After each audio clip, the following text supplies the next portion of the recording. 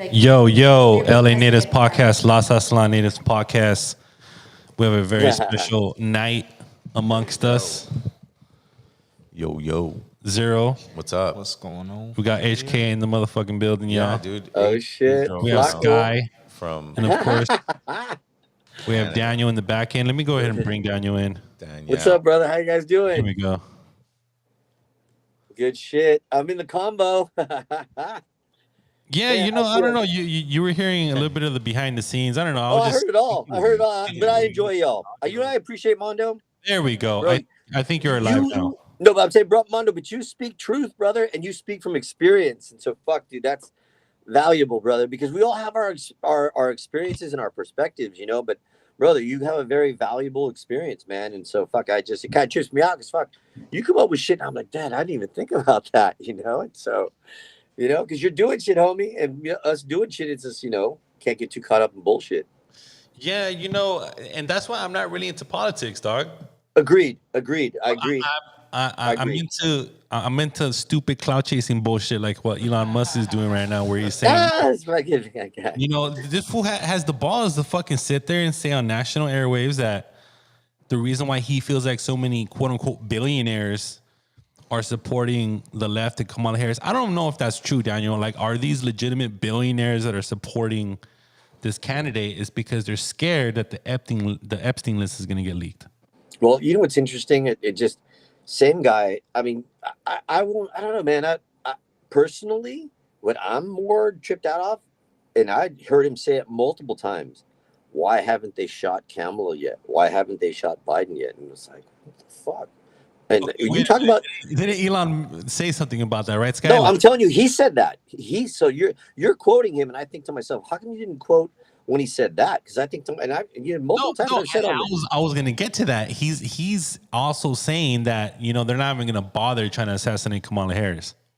Yeah, but think of that mindset, because Mondo, this is what I've been trying to bring this pattern. These are the fools that just kill people. Okay, that's all they do.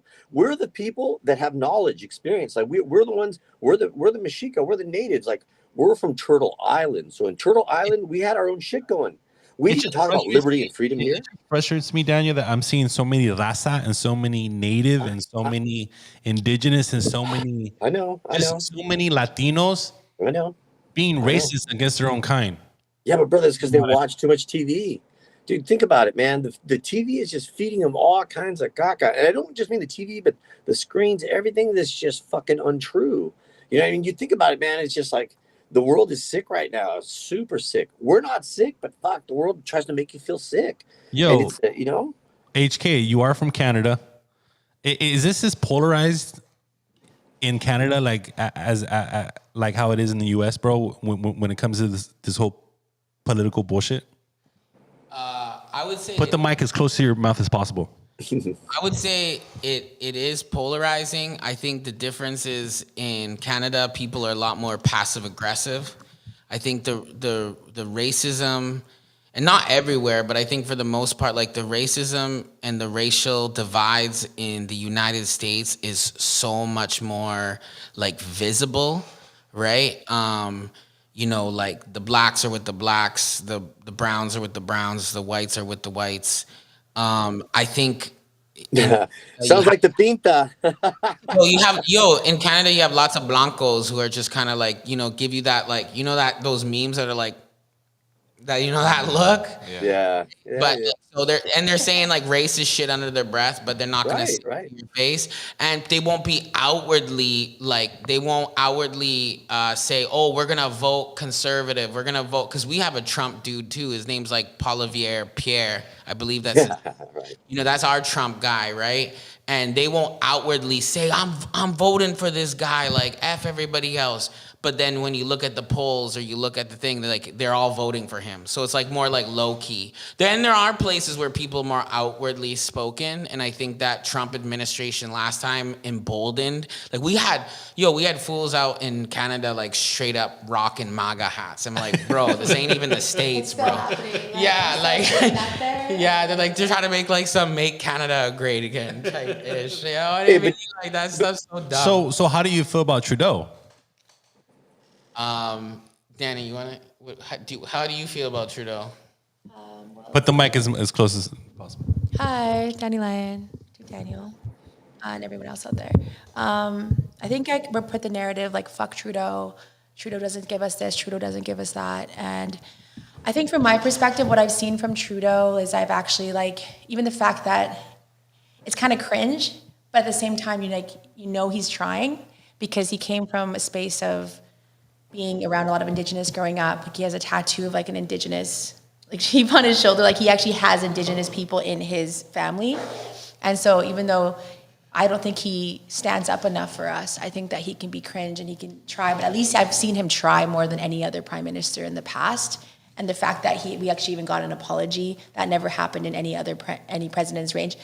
However, it was his dad, his father, that put a lot of our people through residential schools. So he suffers the sins of his he suffers the sins of his father, right? And because of it, he can never truly feel like it's like what he's saying is actually genuine. But then I can still see it and be like, oh, that guy's actually trying to like throw us a fucking bone here. He's trying to, and everyone's hating him.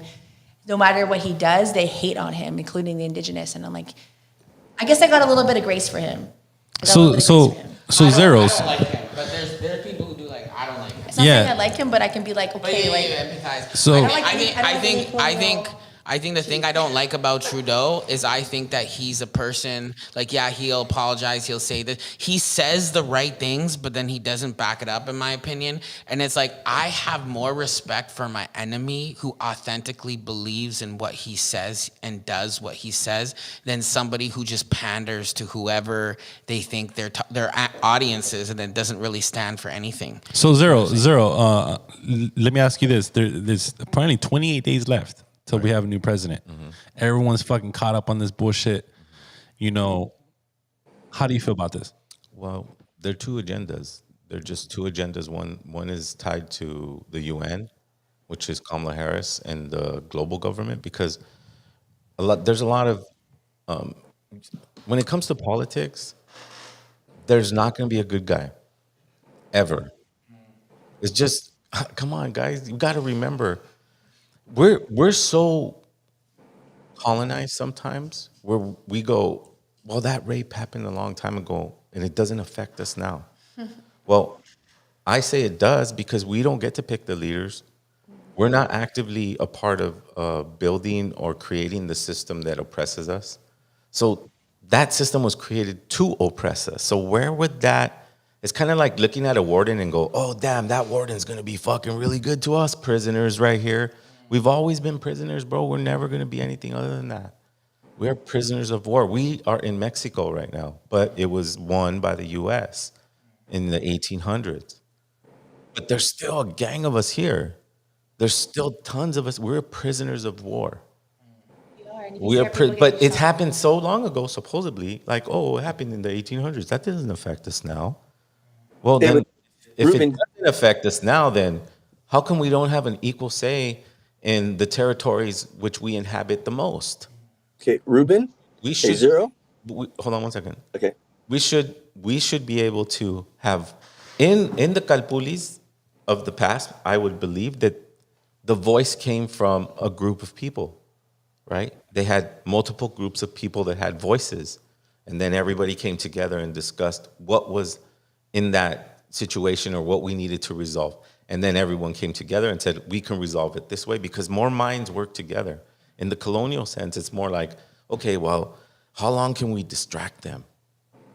Well, we, plunge and pillage everything from the earth, then we can.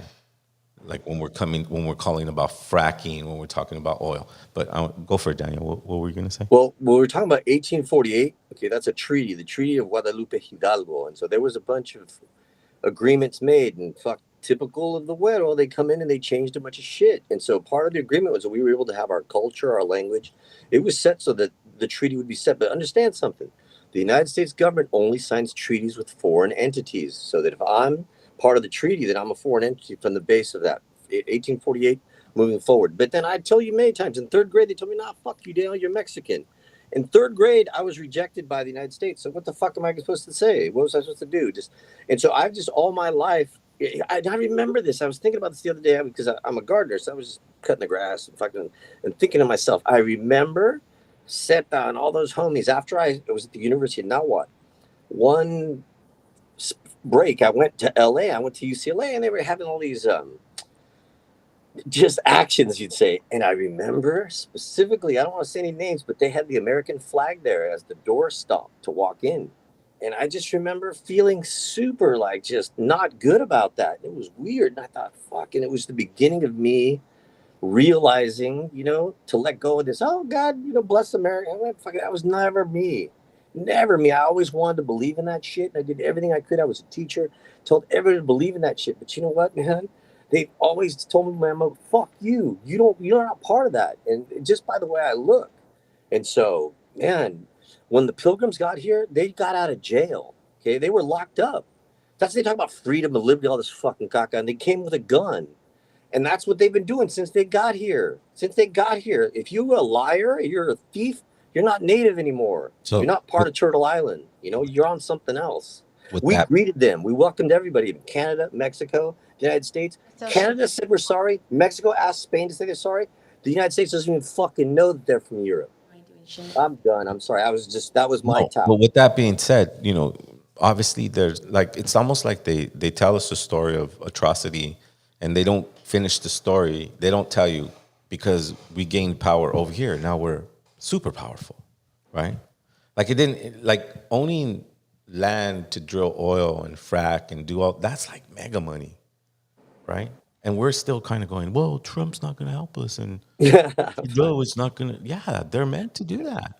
They're meant to keep our energy focused on their stupidity, their decision making, so that we can. It's kind of like letting the air out of a tire. Air out of the tire when we talk shit about them, instead of coming together as communities and using our minds and our hearts to come up with real solutions.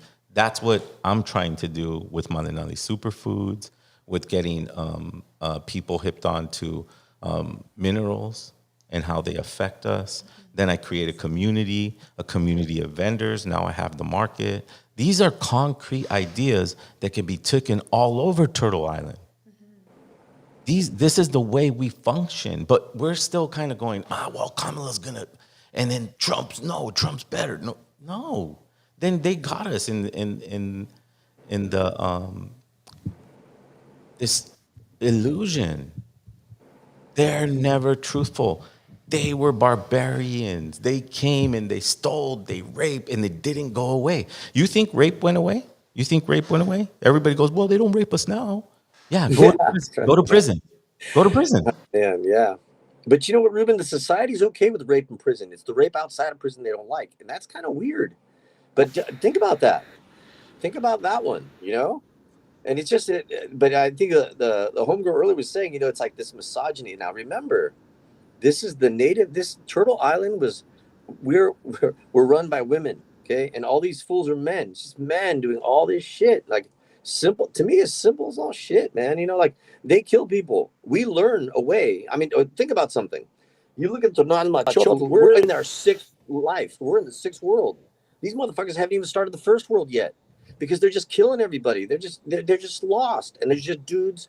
There's nowhere in nature where fucking dudes run everything. The thing is that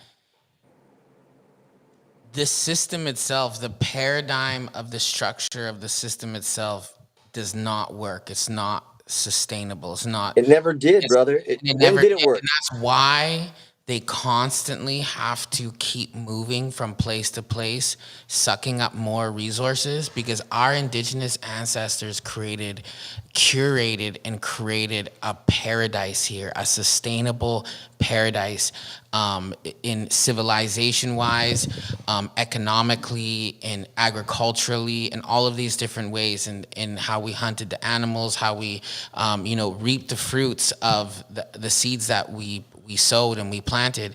And the colonial thinking, the Eurocentric thinking doesn't think that way, so it doesn't matter if you vote for Kamala or Trump. You know what? Even if they were both honest, even if we had two candidates who are both honest, we are still playing within a game and a system that does not work. It's broken. So it's like the only way we can win is to stop playing the game. That's what I love about grassroots movements, because grassroots movements is like I'm not asking for a permit. I'm not playing your game anymore. We are community members, and we're coming together, and we're just gonna fucking do what we need to do to make it happen. So- you know what I'm saying? Whether that's in supporting the youth, whether that's curating artists, whether that's curating culture, whether that's like helping support with food programs, like whatever it is, it's like we're just coming together and we're breaking the mold. Even when you get to the last part of your list, you're still, when you go food program, that's a issue colonial. That's how they got us. They got us because they gave us flour and they gave us blankets and they gave us art. They started giving us the things that we used to go gather ourselves. In other words, like, let's say, for instance, this is an example. It's not exact thing, but like, let's say, for instance, we're from a tribe from the plains and we eat a certain root, but we can't go over there to that area no more. You gotta eat this flour. But our hunters used to go for miles and days to get this root that really gave us certain energy, power, whatever it is.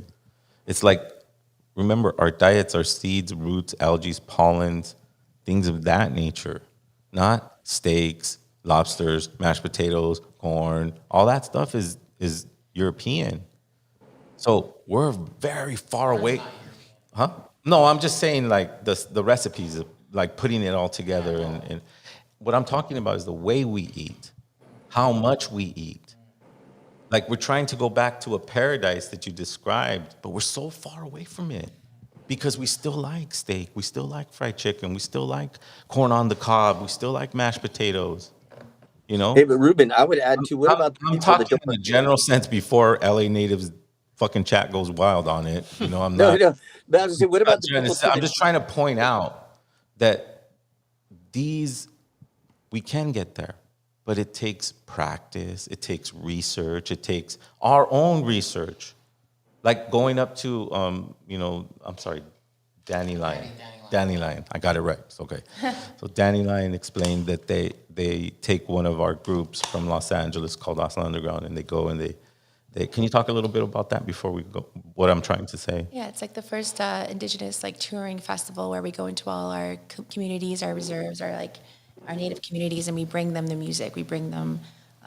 We hire different kinds of artists and support from down south, from Mexico, from across Canada, for our local, and like we go to these little communities that are our people, and sometimes we'll take them to ours. Like I'm hoping to take our people to ours, and then we build the stage. We have all the audio techs are like indigenous, and like we all work together. I'm an audio engineer, and I do like A2 there. I also like help assist with like the artistic development, and so the whole point is to like be showing kind of like a cultural exchange, but also bringing up our people, communicating on what kind of foods we share foods together. We have we hire local indigenous, like caterers and artisans and like, when you're going back to what Daniel said about like the matriarchs and the females my mom's like the chief of like my nation. I'm from a hereditary line of female chiefs. And if you go to like the west coast of Canada, a lot of our communities the women are like the matriarch hereditary chiefs. And it's really cool to see, like, I always tell my mom, because she's the chief also, the voted in colonial chief, they think that's part of their system,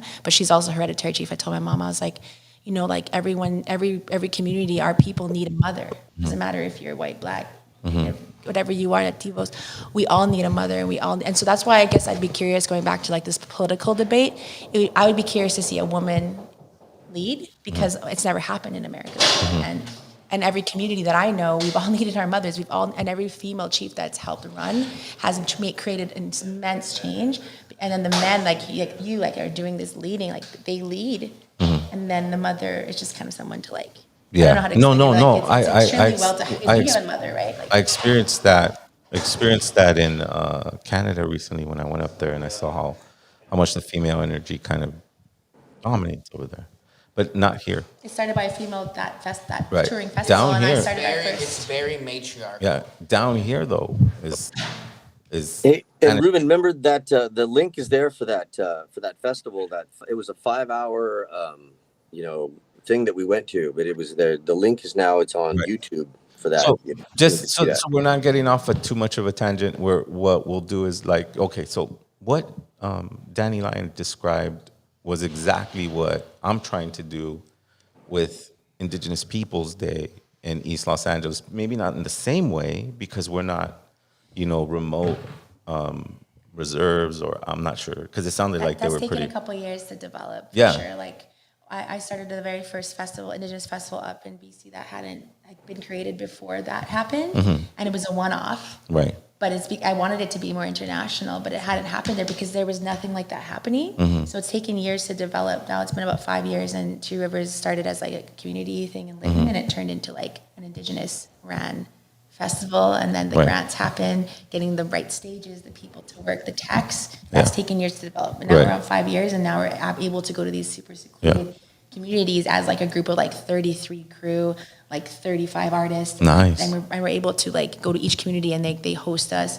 You know, it's so Amazing. beautiful. I mean, it's it kind of reminds me of what I'm, because over there you're going, look, we can bring modern things to you, and this is the way it's like in cities or whatever. I would imagine because they're remote, right? Well, it's the opposite over there. From like when I bring you guys down from Canada to Los Angeles, it's because we don't get any of that.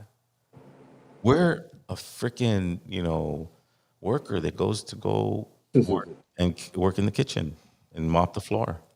And we're like peasants here. None of us have that rooted indigeneity. That's what we're trying to inspire. Daniel tries to inspire it with his workshops. I try to do it with my music and my food and everything I do. Right? Like we started, I was like, I told you I'm a millennial, Gen Z. How did I start something that never happened? Yeah. Because I went out there with the girls. We res hopped to all the native communities. Whole year of my life, I was on EI. I had the time, and I used that year to create something out of nothing. Canada also has grant systems for art, so we were able to get some grants. That's the one thing sponsoring. that's different, yeah. So I think here it's very possible if there is ways for infrastructure, like financially, for making it happen. It's just going to take a lot of people giving their time for free for a while, and then you just build and rebuild. Yeah. Sorry, not talking close enough to this, but Yeah, no. It takes a village, right? No, I mean, Started around a this kitchen year, table of this females. year, this year we're celebrating Indigenous Peoples Day because we're replacing a colonizer, Christopher Columbus, who used to be praised on these days, and we're switching it with Indigenous peoples. At least the city of Los Angeles is. I thought it was a good opportunity for our community to voice those Indigenous voices that are not recognized federally, that we don't have our history and our connections like the people up north. That's the beauty of up north. That's what I love about the first times I went up north, was that they were like the last ones. Like they're still kind of in that wild native mode. You know what I mean?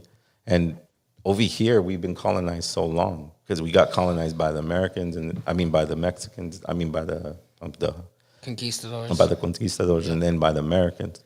Can I speak to that though? Because I feel like I'm in a really unique space, and like going to ceremony and being in prayer and vision quests and all of these things. I think my entire life I felt like the black sheep of the black sheep. And I wasn't just a black sheep, I was the black sheep of the black sheep. Like I didn't really feel like I belonged anywhere. And now in my older years, I'm starting to see the purpose behind it all. And what I mean by that is like, I'm a nativo from down south, right? Like I have Nawa and Maya and Inca ancestors, Mapuche ancestors from Colaseyu, from Cuscatan, from Central and South America. But I grew up with northern natives. I didn't grow up in a quote unquote Latino or Spanish speaking community. I grew up because I was taken into foster care. And who was I in foster care with? I was with all the little Nietzsche's, all the little brown native kids, because that's another form of genocide up there, right? It's a continuation of residential school system. And as I've gone on my healing journey, I've also followed a similar path of the Red Road and Medicine Wheel teachings of the natives in the north, right? And the thing is, like you said, like, Canada is only 150 years old, right? When we talk about 1492 and Christopher Columbus, that's 500 years. And that started in our homelands down south. So we have a much longer time of disconnect from our culture, from our true cultura from down south, right? We're up north, it was only a generation or two where there was like a major disconnect. And I'm not saying there was only a generation or two of oppressiveness and wars and genocide, But I mean, like, there's so many people. Like when I go, like we were just with Two Rivers up in Alert Bay and Yalis, right, with the Kwakwakiwak people, and they have the most gorgeous culture, and they're just all in their regalia, and they know their language, and they have their big house, their long house, and they have all these traditions because there wasn't as much of a long of a time, but they still had the disconnect. But it's easier for them to connect back to those roots because it's not as distant in their memory as it is for us. So I think we have to work extra hard. But I also think, well, we all have to work hard, but I think there's advantages in that, because the advantage is we can also learn a lot from the northern natives up there, right? Because there's a lot of teachings that they hold that are similar to our teachings. For example, I learn about praying with the tobacco and the sacredness of it from, the Nehiyaos, the Crees, and the northern natives, right? I also learn about the four directions and the sacredness of that. And then I was recently in Pucallpa, in the Amazon in Peru at the beginning of this year, and I was doing ceremony with the Shipiba people down there with a legit shaman, like not some BS shit, like the real deal. And what is he getting me to do? He's getting me to pray with the plant medicines and the tobacco and pray in four directions. And I'm like, yo, it's the same. It's different, but it's the same. So we can all learn and support each other, right? And I think like, yeah, like we're reclaiming it, but I think there's an advantage like on some eagle and condor stuff for us all to connect together, because we can teach each other things and give each other things that we each need from each other, and that I think is prophecy, right? Like that civil war when you went then down south. Right. It's meant that there'd be a lot less war down south, like civil war is what he was saying. Is a lot of that is happening with the Nativos down south, and it's like, well, they need more togetherness. They need more ceremony. They need to come back to like. We need more matriarchy, because the machismo and patriarchal tendencies that have come from colonialism and conquistadors is ruthless where we're from, right? It's bad up north too. MMIW is a real thing. Missing and murdered Indigenous women and girls is a real thing. Yeah, but where we're from down south, we have the highest femicide rates in the world. It's bad all over, but we really need to start honoring our tias and abuelas and the sacred feminine, right? We really need to reclaim that and be protectors, not predators. And that's what I talk about when we want to make this change. I understand, like I always see, like this is crazy because this is like my second generation of this native push, right? I'm 25 years deep saying the same thing. So I've seen one wave, and now I'm seeing the second wave, and probably even the third wave. I'm in the middle of the third wave of it. Right? And everybody keeps saying the same thing. We need to go back. We need to go back. But no one says, we need to change our lives. We need to not do that. We need to not. No one says that. Everyone wants to go to the end of the movie and live in that paradise that we used to live. But you know how fucking long it took to do that? It took thousands and thousands and thousands of years to get to a certain amount of years that we got to live that way. And then it was gone. Because it was supposed to be gone. We're not supposed to live in that state forever. We're supposed to learn from, like I think our true nature being those that were mistreated and forced to carry a certain bloodline, right? We are the evolution of people because we have to erase the illusion of purity. No native said, oh, your blood quantum isn't. Nobody did that. The whites came and did that. The whites came and decided how much blood quantum qualifies someone to be a native. Now we're the people. Okay, they always say there was 35 million people on the Americas, and the Spanish came and they're gone. No, they're not. They're not gone. They're mixed. You rape the shit out of the little girls. You rape the shit out of the little boys. And if we weren't playing along with it, then you'd beat the shit out of us.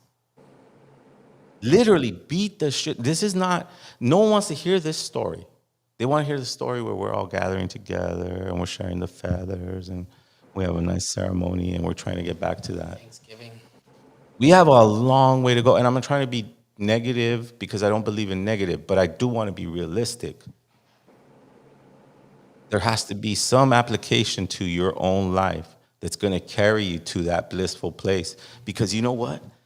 That blissful place existed because a grandfather of a grandfather of a grandfather of a grandfather of a grandfather planted a seed of that. We worked generation after generation after generation to get to that, only for it to be destroyed. It's okay. Storms come and destroy shit. Do we give up as people and we go, oh, fuck it, and that evil storm? No, nature is nature. It's meant to challenge you. So this is the challenge that we have.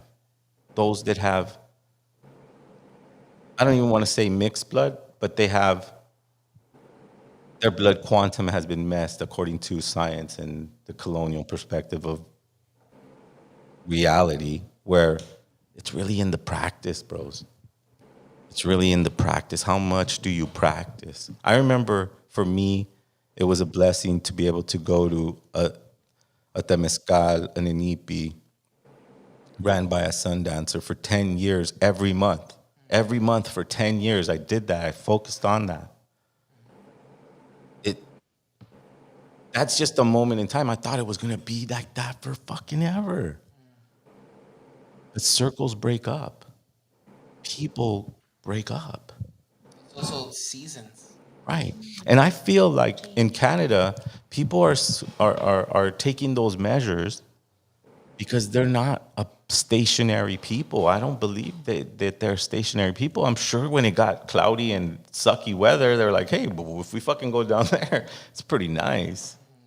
And that's how we had understandings and languages and different feathers and different things because we moved. Our language is down here, my Daka language in center of BC, the Daka. I'm learning my language right now, so the Athabascan languages go down to Navajo territories. So, like, we were always traveling. We're the same. Like, on my dad's side, I'm Interior Salish, which is like, we still traded the shells, right? Right. We would come into the center, we would trade for our fish and our whatever else that we would do. So there was always a way to, ulik and grease, or whatever you call it. So I'm learning a bunch about all of that, and it's so amazing. So when you go hear my language down here, I'm excited to see if I ended up running into any Navajo and, like, even relating to any of the language that I'm learning right now. So see how far Turtle Island and the communication between individuals. We weren't stationary people. We didn't go, oh, this is a nice cliff. I'm gonna live here forever. We didn't cross borders. You know what I mean? It's like, So no, it's like it's not that. that's. But to get back to the topic that I was trying to point out was that I believe that yes, that beautiful place exists, that ceremonial cohesiveness exists, but it doesn't come without struggle. It doesn't come without hard times. It doesn't come without, I mean, if the Spaniards weren't here, we'd be dealing with famine, we'd be dealing with weather, we'd be dealing with each other. We have so many things. Stop. I'm not trying to, I'm trying to get to a place where I have a vision that was created in my heart, right, for the benefit of my people. And to do that, I have to be the healthiest, focused person to make sure it comes into fruition. It takes a discipline to get to that ceremony. And my, October 13th, Indigenous Peoples Day, is just a seed, which people think, oh, wow, look at this garden. And I'm going, no, it's a seed. It's a seed. Because when we do it every month, when we celebrate us every month instead of every year, then it becomes a garden. And we have that power. And we're on that way. So thanks for coming to our show, October 13th, Danny Lyon. Thank you for sharing our stuff. No, we're not going over, but I just want to... No, I'm super grateful. I agree with everything you're saying. And I also, I'd even take a step further that, like you said, when we get to celebrate every month, it becomes a garden. And when it's not even a celebration, it's just how we live every day. That's when you really get to reap the fruits of that garden. And that's the mission, right? It's not it's not just a day. It's not just a mask. It's not just entertainment. It's like, it's a way of life, It's reclaiming, you know? And, right? and even when you're talking about like with the flower and all that stuff, like that's the process I'm in right now. Like I spent so many years because I was street entrenched and I came from foster homes. I came from trauma and, you know, I drugged and I drank and I, you know, was really like harmful to myself. And, you know, I've eliminated all those things. You know, I don't smoke, I don't drink, I don't do drugs, nothing like that. But, you know, I was putting lots of garbage in my body through food, you know? And so now, like, you can even ask Danny Lion, like on the way down here, I'm like, only black coffee, or like I can only eat at these places. And I'm eliminated all sugar, like no azúcar, no pan, nothing like that. Like I'm trying to like, you know, keep my body pure now and get back to that place. And of course, like optimally, I would be eating, you know, the comida, the food of my ancestors. But in replacement of that, I'm definitely not trying to have what I call the devil's dandruff, it's sugar, right? It's like, But when- you know, it's Yo, just like, I wanna pause there. You know Yo, HK, that's much respect, brother. That's ideally what everyone wants to get to. Yeah, know what I'm saying? it's a Yo, that's- process. and it's tough though too. It's like, you think quitting drugs and cigarettes and alcohol is hard? Try eating sugar. Sugar, yeah. That It's like that's another level. And they say that's the first thing that we get addicted to as kids. Like your kids, what do they want? They want pop. They want Slurpees. They want McDonald's. That's if you give it Yeah, to and them. if you when you start paying attention in the store, you start realizing they put sugar in everything. They put it in shit that doesn't even need it because Hey, they can I say? addicted hey, to Daniel. it. Yeah, what's Hey, up? Daniel, hey, try to tell a stoner to stop smoking weed, right? Well, here's the thing, man. Is I'm hearing the homie here, and I'm thinking, when we got on earlier, I didn't know who the fuck Sky was. He didn't have his hair on, and I'm thinking, who's the flaco next to Sky? Because we were always talking about this guy's, hey, the gordito, and I'm thinking, what the fuck? That's not the gordito anymore. He must have stopped eating bread. Well, fuck, there it is. But here's the thing, though, is it like, Yo, I'm just sitting back, enjoying it. But here's the thing, bro. Can I? East Van Doughboy. I'm still East Van Doughboy. I'm still gordito, but I'm working on it. I'm Okay, working. but here's the thing. I was looking, and Mondo, I appreciate it. You're right, Gracias, but though. let me go back to the point and this is I'm kind of surprising, but it's in the chat too. A woman, matriarchy, brother. You go south of the border, the 1st, 2nd of October. Go to any video, go see it, and you see the traditional women of the regions of Mexico gave her sage, like they welcomed her in as the president of Mexico. Like, and I'm hearing y'all, man, but I'm just saying, go to YouTube, go check it out. That Mexico is already ahead of the game. And it's funny to me that like everything that I learned in Mexico. I learned it on Mexican soil in Mexico City, like from an old senator that did time and then he put money away so that he could have this school about indigenous culture. So I studied at that school. So it's funny to me, like I don't take on countries or badmouth shit like that. I mean, people badmouth countries. I badmouth the United States because it's my country that's badmouth me, but it always trips me out when people like take a country on as a person, but understand this, the south of the border, you go south of the border and you get a more humanistic, like all my family, half my family's from Mexico, half family's from this side, man. And it's that border don't exist, but it's different. People are different. And I'm very blessed that I learned about my culture in my father's land because they're love and they're from the heart. But here's the thing, it's Spanish. It's Spanish, right? We said Spanish, but the Spanish initially, they didn't try to kill us all. They were trying to save our souls. Okay, bless them. It's kind of like you were talking about the Canadian, prime minister. His intentions is good, but he's just an idiot. Well, the same with the Gacho, the same with the Gachupin. They came and they didn't understand shit. They just thought anything that wasn't God was the devil. And so, but here's the thing. Honestly, bro, I would have to challenge that. I would challenge that because, and specifically in the aspect of like, because people have tried to create that narrative that the Spanish, when they came here, when the colonizers came here, they didn't know what they were doing, and they just like accidentally gave us like smallpox and like acts like they were trying to help us. I actually don't believe that at all. I think there's actually journals of Christopher Columbus when he first landed down south and met the Taino people, where he was like, if I had like 50 strong men, I could take over all these motherfuckers. Like that's essentially like in his journals, he says that.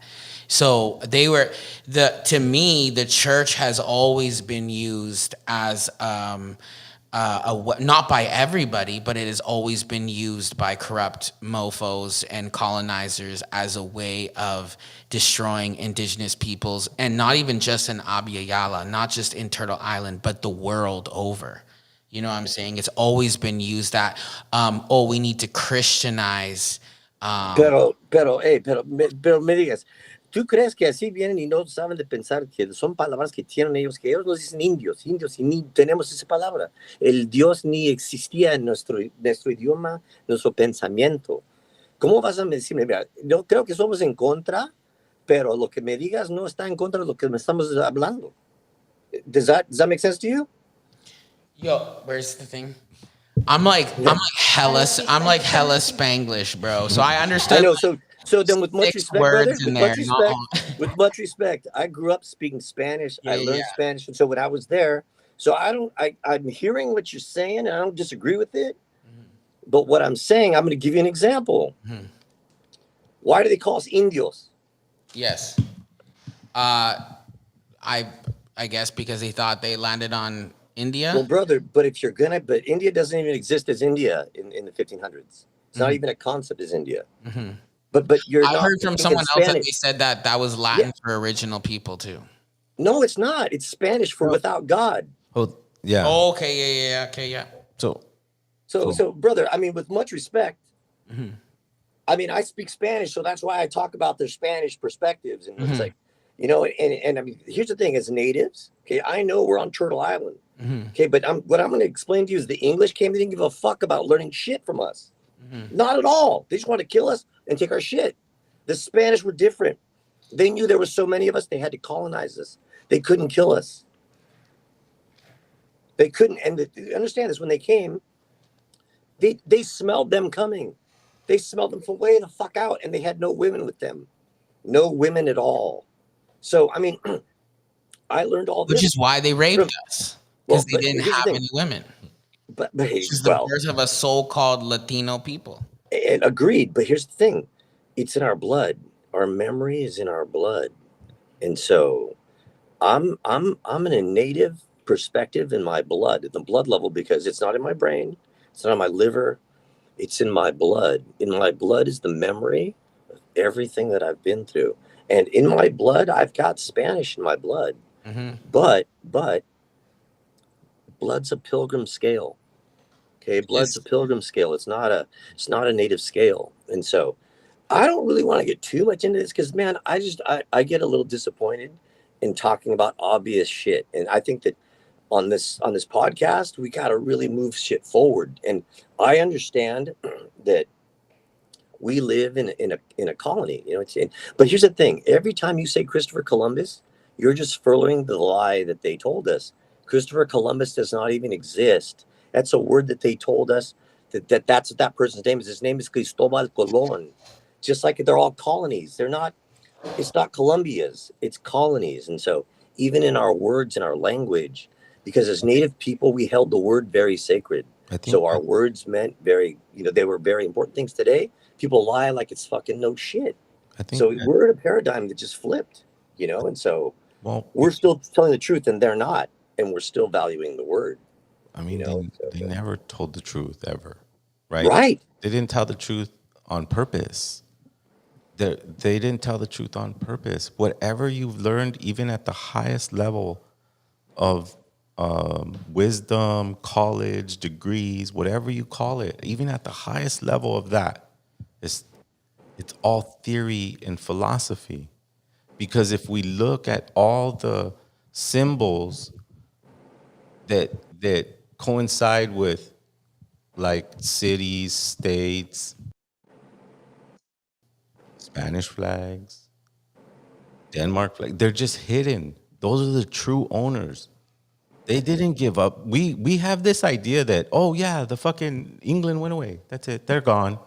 Spanish went away. They're gone. Well, then why is the Spanish flag or the emblem of the Spanish emblem is on the city seal of Los Angeles County? It didn't go away. Real talk, like reclaiming like British Columbia in Canada. I'm like, how I don't like calling it that. Like I have such a hard time. And I even say like so-called Canada. But then like we're still, Canada. but we're arguing about Christopher Columbus and how, what, Yeah. and this, and that's a lie. That's a story. They made it up. Right. It's a whole concept that they teach us that doesn't even fucking My exist. point of the reason You why, know? the reason Like, why they teach us though, the reason why they teach us this is so that you won't look that there's a Spanish emblem on that flag. Well, then that pertains to maritime law and admiralty law. And if you're not in understanding of maritime law and admiralty law, then we don't even know what we are. We're citizens. Okay, you know what my problem is, and why I bring up the Spanish thing and the Christopher Columbus thing and everything like that. The thing is, we are nativos, okay? We are moreno, we are brown people living on. We're not living in Europe. We're not living in Portugal, in Spain, in Romania, England, and France. We are living on our traditional indigenous territories. Yes, blood quantum is some bullshit that the Blancos But can brought. I interrupt you for 1 second? But hold on a second. I just want to finish this point. But the thing is that the English and the Spanish has become the dominant culture that has overtaken everything else. Like even like our food is a good example, right? Tamales, pupusas, tortillas, elote, all of this stuff. Go Google right now Latin food, Hispanic food, and that's what comes up. But none of that is Latin food. None of yeah, it of course not. it's all native. So that's my argument. My argument is decolonizing and understanding, yeah, there's a part of us that's Spanish. My great grandfather is from a city called Galicia in Spain. My other one is from a place called Oradea in Romania. So I do have that ancestry too. But why is all the native part of us hidden when that is the dominant part of our culture, our food, our textiles, the lands that we're on, our even like some of the biggest celebrations in art, like Dia de los Muertos and all that stuff. These are indigenous celebrations and things, right? So that's my problem, because they tell us Christopher Columbus was this great guy we should celebrate, and Spanish is we're Hispanic, we're Latino, we're Latin, but really we're more than anything nativo. And so that's my beef with it, right? It's not that we have to hate everything European, everything Spanish or Latin. It's just that our nativo side is so hidden. So it's because it's so hidden and it's so ashamed, we're trying to bring it out. Then that's why you create Indigenous Peoples Day LA, right? Instead of Christopher Columbus Day. Well, there's certain layers to what I've done over 25 years. It's not there's layers to it. There's not just identity. Because I found identity. A long time ago I found identity. And then I found ceremony. A long time ago I found ceremony. But I didn't find practice. I found teachers that knew things, but they didn't teach me how to practice it. They didn't teach me until I didn't get taught until I taught myself. And how did I teach myself? By challenging myself. And I don't mean by like challenging myself by like going, oh, I'm gonna do 200 push-ups in one day. No, I'm talking about not eating days. Okay, go ahead. Learning about like our traditional nutrition and bringing that like what's good for our When you bodies, do what that, you've been though. doing and sharing it with this market, like that's so big. Starting with your body, Yeah. your temple, right? Are people? But to that's eat well where again. that's where all the information lies. All our information lies within our body and our blood. You know the diagram of a DNA, whatever, and it has these little dots in it, right? And these little dots represent information. Information, what kind of information? Hormonal distribution that the body gives the cell. The body gives the cell when it meets somebody it likes, when it hates, when it's scared. It gives us a communication. This is the communication that we need to have with ourselves to find the answers. I'm telling you, it's a multi-layer thing. I thought it was identity. I thought it was spirituality. No, motherfucker. Look in yourself. Look at yourself and don't be scared to look at yourself. Don't look away. Look straight into that mirror, into yourself. Because that's when I said, damn, I'm a little overweight. Damn, I still eat meat. Damn, I fucking still drink beer. Fuck. And I'm trying to get spiritual identity out of that. I had to go deep. Stop eating. Stop eating. That's something just life. Like Stop fasting eating. And then when I yourself stopped off. eating, and I was mineralizing with ancient foods pre-colonial, my cells recovered memory. My hormonal distribution started remembering the ceremony a little bit different because my cells were healthy enough to receive the information. The warriors of the past had discipline. That's what made them them. In our songs, I feel like our songs are in the air, in the traditional territories that we are, like our ancestors' songs, our language, and as we reclaim our language and keep learning, new songs are being sang, and new songs are being written in our languages, or at least like our artists are starting to like sing. I think we're downloading ancient information, like old like things that were sang by our ancestors. Like the Woman Warrior song was just written by like what a 60-year-old lady in the West Coast. It's sang everywhere. Michelle Pierre?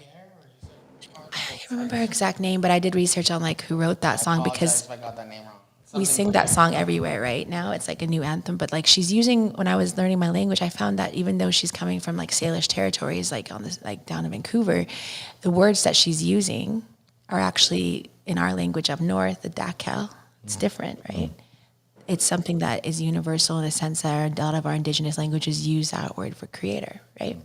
And so it's just cool to hear like, when I, as an artist, I'm like, my goal to learn my language is so I can, like my DNA can download what's like, I feel is literally in the air around me. And like, if I can purify my vessel, like you're saying, enough to actually like be able to open my heart enough to receive those messages and utilize my gift in that way, then I hope to get there. Like Balam, our friend Balam, he actually makes ancient, like he goes back into those old books, like the old anthropology books, and he found like where his nation down south would used to make these instruments, these whistles, like these, and he learned how to make them by himself, by hand with clay. Like no one else could make them. They're like from old. Like he had to figure out how am I going to make these.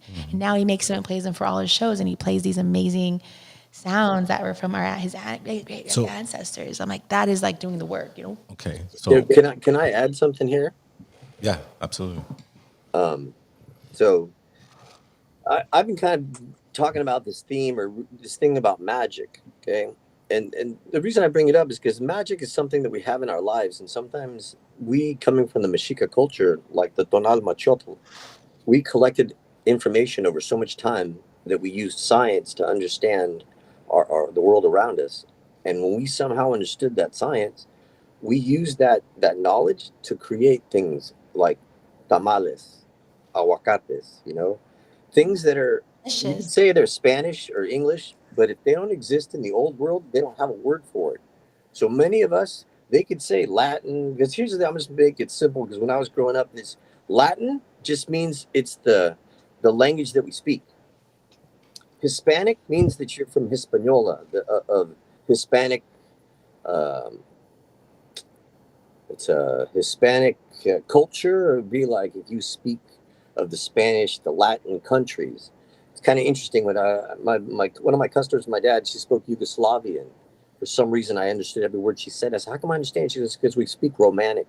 It's Romanic languages." So language is very important because if you just speak English, you're so limited on the story of Turtle Island, Anahuac, Ixachilan, where we live on.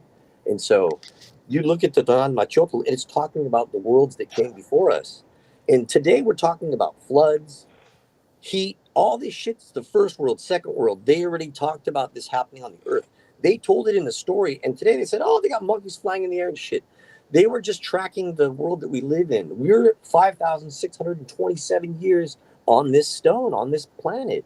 And so for us to speak any other language, it's going to limit us on our history. If you begin to speak the Nahuatl, and I don't get on here trying to throw out the Nahuatl words, but I try to keep it simple. Se, ome, ye, naui, maquili.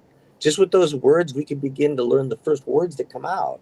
But it has to begin somewhere because even though we speak English and Spanish, we don't live in England or Spain. But it isn't about anybody else. It's just about Daniel's fight because Daniel has to battle himself. So I'm the only person I got to make better. Everyone else, man, I'm trying to help them and move them along because it's about my path. But if you're in a path that's on the red road, then maybe we'll share something similar, But I mean, sometimes the books will fool you. But I'm going to lead it back into this. Someone commented last 2 weeks ago about books that parents should guide. And so I did have two books that I used to give or used to read when I was a teacher. One of them was my daughter, my eagle, and the other one was native animal stories. And so I'm going to stop and just let you guys keep going. Thanks. Yo, thanks so much, brother. Speaking of I think Nawa and Nahuatl, Pariush Numanu, which means thank you, my brother, in Nawat, which is in our variant of Nahuatl in Namu, I like that. El Salvador. I mean, it's cool. I mean, like languages are amazing. They take effort to learn, but we have to go back to a primal communication. There's a primal communication that no one taps into, and I feel like that's what I tapped into to get any information from me now, because the primal communication comes from the woman distributing blood into the umbilical cord that creates a fetus. True or not true? That's what happens, right? They, Well, that's the middle of the calendar, Ruben. right, That's the zero. right. That's So the middle right there. now, when it's doing that, while you treat your woman, how you treat your woman will determine what communication goes into that baby. She has to communicate with that baby. I learned this watching a nature show, and they were talking about a deer or some sort of antelope having a child in the wild, and it had to communicate to that calf to get up and run because we're running. And but it didn't sit there and go, "Hey, little one, we have to get up because there's a dangerous person," right? It started pumping hormones into that, adrenaline, whatever it was. It started so that the calf, when it came out, it just went on its feet because it had so much hormone that was communicating. Nature always makes the right decision. Same thing happens to us, but in a different fashion. You see, if our fathers are abusive to our mothers, then that's the communication that goes into that child through hormone, Yep. right? That's how you are in a room and somebody's dad walks in and he's pretty like menacing and you just kind of straighten up. That's because your mom was probably, while she was pregnant, felt that way about somebody and now transferred that that's the communication we can all learn Nahuatl. We can all learn English. We can all learn Spanish. We can all learn French, but we can't learn to talk to ourselves But Ruben, through that that's magic. emotional, huh? That's magic, Ruben. Through That that even though that man affected y'all, but that was his magic. It's black magic to some people, Right. but that's that. But you got it, brother. It's what's the unspoken. It's the unspoken, but you feel it. But now here's the beauty. Here's the beauty of it. Here's the golden nugget. The blood lineage that lives inside of you also has a communication. Yes. Like old grandfathers that you've never met. I'm talking about not 100, not 200, 500, 800, 900 years. You have that blood inside of you. This isn't simpleton stuff about Columbus and just don't distract yourselves with that. Focus in on the knowledge and the wisdom that you carry from thousands of years ago.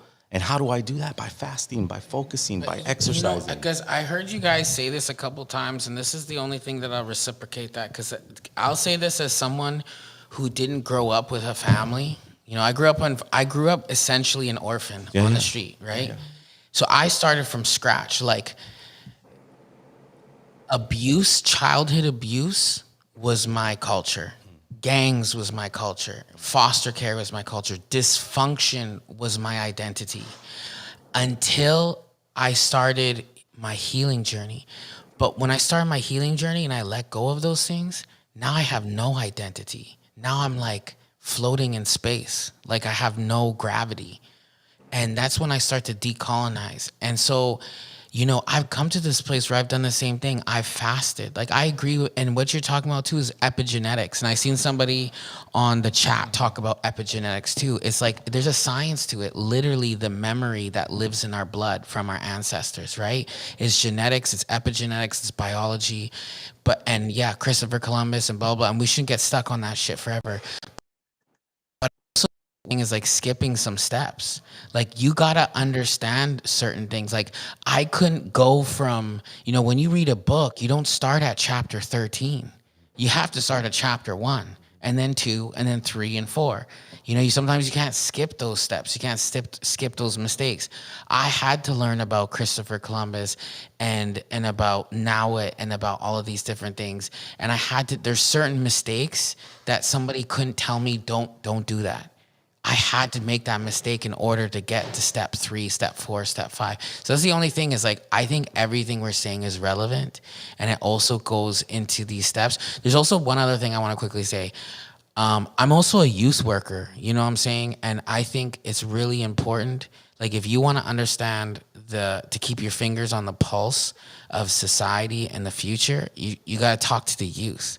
You know what I'm saying? But sometimes you got to help the youth get out of their shell. And I think we have a youth here right now who's been real quiet in the corner. But I know right here, like I always say, when you talk to the youth, it's the closest thing you'll ever have to a time machine. When I look at you, it's the closest thing I'll ever have to a time machine to see in the future, because you're literally the future.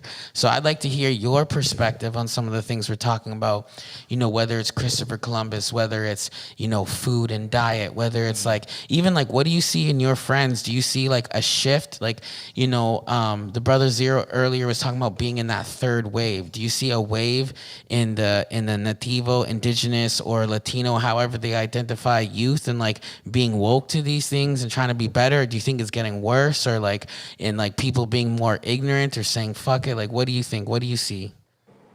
I think, thank you. I've worked with the youth in high schools and coaching basketball and different things like that. And from what I've seen, honestly, I think it's getting worse. Because I think there's not enough an influx of leaders, and there's not enough, there's no direction. I think that's what it comes down to. When, like you said, when you don't have a sense of direction, the wind is pulling you, and there's so many things now. And honestly, I think it's technology that's really harming the youth, because so many of the youth is just glued to the phone. It's just glued to this technology, and that's what's their direction. That's all they want. Hey, but Sky, you're not part of the youth where, especially all the fucking Edgars that we know out there that are doing these street takeovers. Nah. And they're fucking breaking into 7-Elevens now, bro. They're fucking beating the shit out of the fucking associates. Right. Yeah, They're biting the hand. You're right. Like, there's a lot of our fucking nativos out there just acting like a fucking muck. But you know what though? And it's so sad that these kids are so lost. You know why? It's because of fucking murder rap. It's because of gangbanging rap. All this garbage ass hip hop that these kids are absorbing. Music is influence.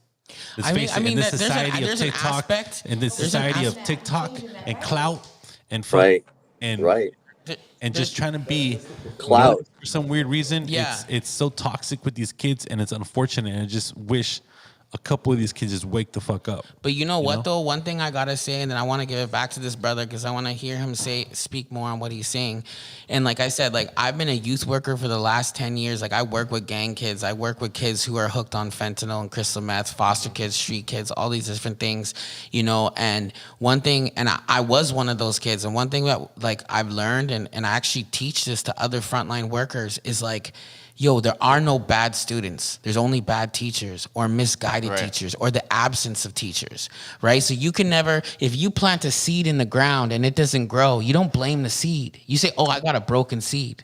This is a dysfunctional seed. Right. No, maybe you didn't get enough sunlight. Maybe you didn't get enough rain. Maybe it's too many weeds or whatever, right? So we can't blame the youth for the way that they've been raised or not raised or given bad teachings or the absence of teachings, right? And that's the thing is like, we also don't want to gaslight them from a society that has created a matrix where there's these gangs and all of this bullshit, and this disconnection, right? Because one of the other things that I always say is like, I work with lots of foster kids or street kids. Like they have mental illness, or they join gangs, or they have all sorts of like violent behavior. And what I always say is like every single negative behavior you see from youth is the attempt to gain a basic need which is absent from them. They're searching for a basic need. Like when I was a foster kid and I was hanging around drug dealers and pimps and prostitutes and addicts and all these different things, it's because I didn't have a sense of family. It's not because I wanted to be a drug dealer or a pimp or a gangster or anything. It's because I didn't have anybody. I didn't have a mom, a dad, uncle, aunties, abuelas. Like I was isolated from all that. So I was just looking for a purpose. So, you know, if we don't find a way of fulfilling those basic needs or supporting those kids to find those basic needs in a healthy way, they will inevitably find ways of distracting or searching for those basic needs in unhealthy ways. But yeah, I'm just going to pass it back to you more of what you're thinking about the youth of the day. Yeah, I think kind of what you to go off what you said, it's really up to us, right? It's really up to us to make that change, and whether it be through music, whether it be through food, whether it be through any type of artistry, it's the discipline of oneself. And for me, the best way I feel like I can help the youth is through my discipline, right? Whether it be through my actions, my words, my diet. That's really the way. I can't help. I can only do so much with words and with these act. Like it comes down to action. It comes And down also to being what that shoulder, right? That open ear, that like big brother to like even the younger ones. And that's what HK is for so many. And like he's inspiring me. I'm just starting my journey to work with more with youth and workshops and things like that. I kind of played around with it, but haven't really fully embodied it because it takes, you want to be that role model. Yeah. It's like, but sometimes you can't doubt yourself. Like you're already making it. You're already doing all these amazing things. So share that medicine. You don't have to be perfect to share that medicine Right. with the youth, Someone's going to look, you be that someone that you wanted to see. Cause I didn't have someone like me to look up to when I was younger. So that's why we were saying like, be the person that you wish you had like at that age, and it's so much better seeing it from someone like us, like someone, our skin color, someone that comes from our places Right. that are teaching or guiding. Even if you're just like, hey, you're my big bro, like take you out for play some basketball and like let's just being that ear, right? Yeah, that's a big one too. Just being that ear, and honestly, Get them sometimes off your just phone out of the house. yeah, talking. Honestly, I think talking is a lost art, right? The basic interaction to communicate with each other and understand each other, and just understand where that kid's coming from. Because so many times, it could be that child that just doesn't have anybody that's listening to them, right? So what do? They go on the phone, or they fall into these different holes of where they're peer pressured to do things just so they can fit in. So I think that's a big one: communication. Beautiful. I mean, we got to remember that everything takes its time. Like we don't like you were saying earlier, we from a seed we don't grow into a tree. Your tough times or my tough times that I had growing up, I mean everyone has stories coming from, 500 years of rape, torture, land theft, financial abuse, physical abuse. I mean, these are we can't bypass that, dude. I mean, we don't realize, like, we never talk to our moms or our grandmothers and go, "Hey, mom, what was it like being a little 10-year-old girl?" Imagine if she said, "Wow, I used to have a neighbor that used to blah blah blah," or Dad, what was it like you being an 8-year-old kid? Well, my dad used to fucking beat the shit out of me. Like they're quiet. They were quiet, and they didn't. They only passed on intergenerational trauma, but it was invisible. It was invisible because we're like, why the fuck are we like this, right? And that's why I really try to focus my message into the communication that you have internally with yourself, because it's not words, it's experiences coupled with feelings, which are hormones distributing into your blood. Those are the codes that the old grandfathers that live inside of you understand. Our blood. The challenge that you put yourself through. So, like, for example, in our native world, in Ipis, that's a challenge. We heat rocks, we push ourselves, and then that becomes a hormonal fear, anxiety, and then the old ones go, "Oh, I remember this. I remember this anxiety. I remember this fear. I remember that I sat through it." I remember that it was a part of me. I remember that it was me. Right? It went from this, but you had to go through. It's like being afraid of heights, but never going up a mountain or never going up a 5-story building. You just talk about it. Those are the codes. Fasting is a code because that's a simple code. That's the most simplest code that if you want to tap into your ancient self and your ancient grandfathers and grandmothers, just fucking don't eat for 5 days. Prepare yourself. I'm not just trying to wildly shut it off. Everything comes in time. You know, when you decide to change, like, okay, you were talking about a very difficult journey, like being an orphan, not having family. Tough story. Amazing, tough story, but fucking you found it, dude. You found something, right? When you went to that ceremony in down south or whatever, you felt something, right? Guess what? You found your road. You found that code that talked to that old grandfather that lives inside of you. You went and did his thing, and he went, I fucking remember this shit. I fucking remember this. And now you're putting the puzzle back together. And it doesn't happen overnight. I know, I've been doing it for 25 years. Daniel's been doing it for just as long. Yeah, you know, Ruben, can I say, man, it's a great story. As you're talking about how you put away your traumas. And I remember, you know, before my mother passed away, we were traveling in Mexico. And she told me a story. I never knew she had a dog. She told me a story. She used to have a dog, Blackie. And the next door neighbor killed her dog. And I just remember, damn, like it was just such a traumatic, like, and in all my mom's life, I'd never heard that story. But I'm going to add this too, you know, and it's a tragedy. And I don't know if that's the right thing to say, but the way the homie said, he's just grown up on his own the whole time, you know? And so for me, brother, and I've always said this, man, I was the opposite. My mother adored me, babied me, took care of me, taught me everything she could, protected me from everything. Like, I think, you know, I'm the byproduct of the opposite of what the homie went through. But I in no way, you know, I feel, you know, man, I was fortunate. I was fortunate because I grew up with a native mother, you know, and so all my shit comes from a love place, you know, and so, but again, too, I see the brother and I give him a big hug, you know. At the same time, too, I think of Tezcatlipoca, okay? Tezcatlipoca is the East. It's everything that exists that we don't see. It's the double helix. It represents your blood. Tezcatlipoca. And these are things that we grew up with. And it's like, damn, I trip out that I just think people are describing it, saying it, and it's like, now there's a word for it. Because we had been tracking and doing our thing here on the planet so long that we have words for those things. And then there's stories that go with that. How Tezcatlipoca broke his leg when he landed from the sky. And go ahead. And there's disciplines. There's disciplines that unlock the story.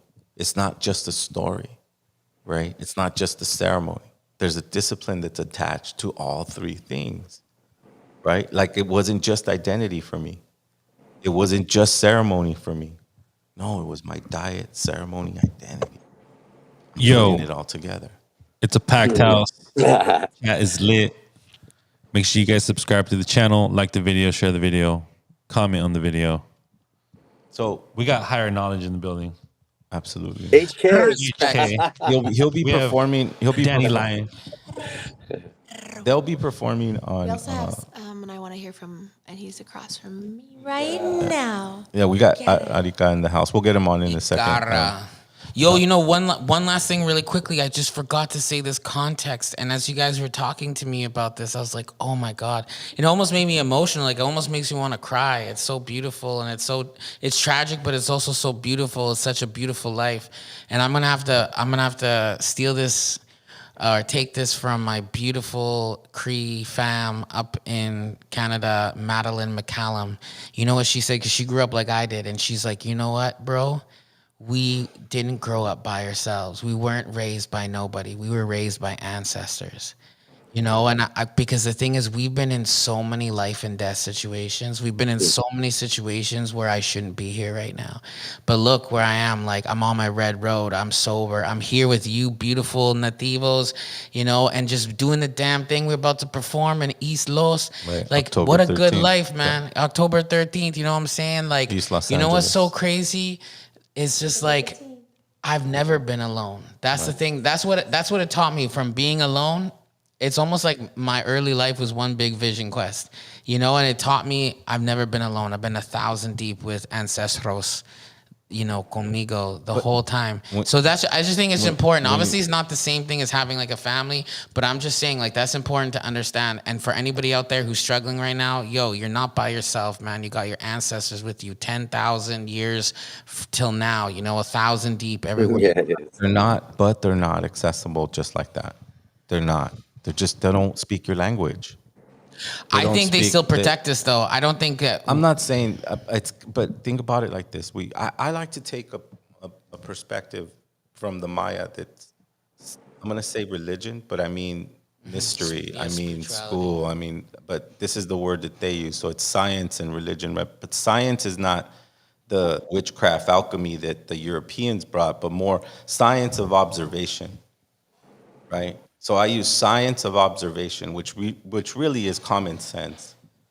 It's thousands of years of common sense to decipher any problem that comes to my life, right? There has to be a scientific application to it, right? So when we say that you were with your ancestors, it's because a woman gave you blood and now it's inside your body.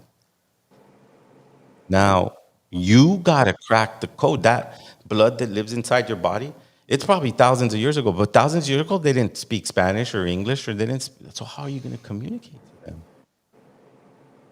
How are they going to be like, well, I'm going to protect them if he can't even understand? But you can. How? Ceremony, because it's self-inflicted trauma that opens up an anxiety of hormones that they had to go through when they were going through that ceremony. So then they go, fucking dude, he's doing it. Communication, now I can communicate to him. See? Through hormonal distribution. Hey, Ruben, the chat Sense, on the, Daniel?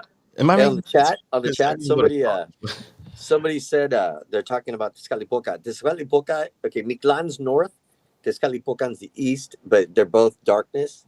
And then somebody asked for HK's Insta.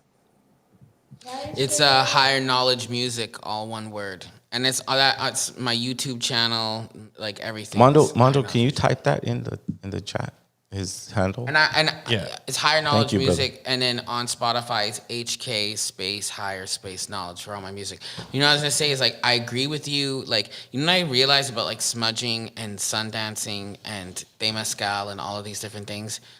I don't think you need any of those things to pray and to speak to your ancestors, but I think it helps. Oh, It's yeah. like a tool. It's like a tool that just That's like the heightens hotline. the frequency. It's Yes, like the the difference. hotline. The difference That's between the hotline. it's like That's we're on funny. like That's a funny we're on way a to say it. It's football true. field.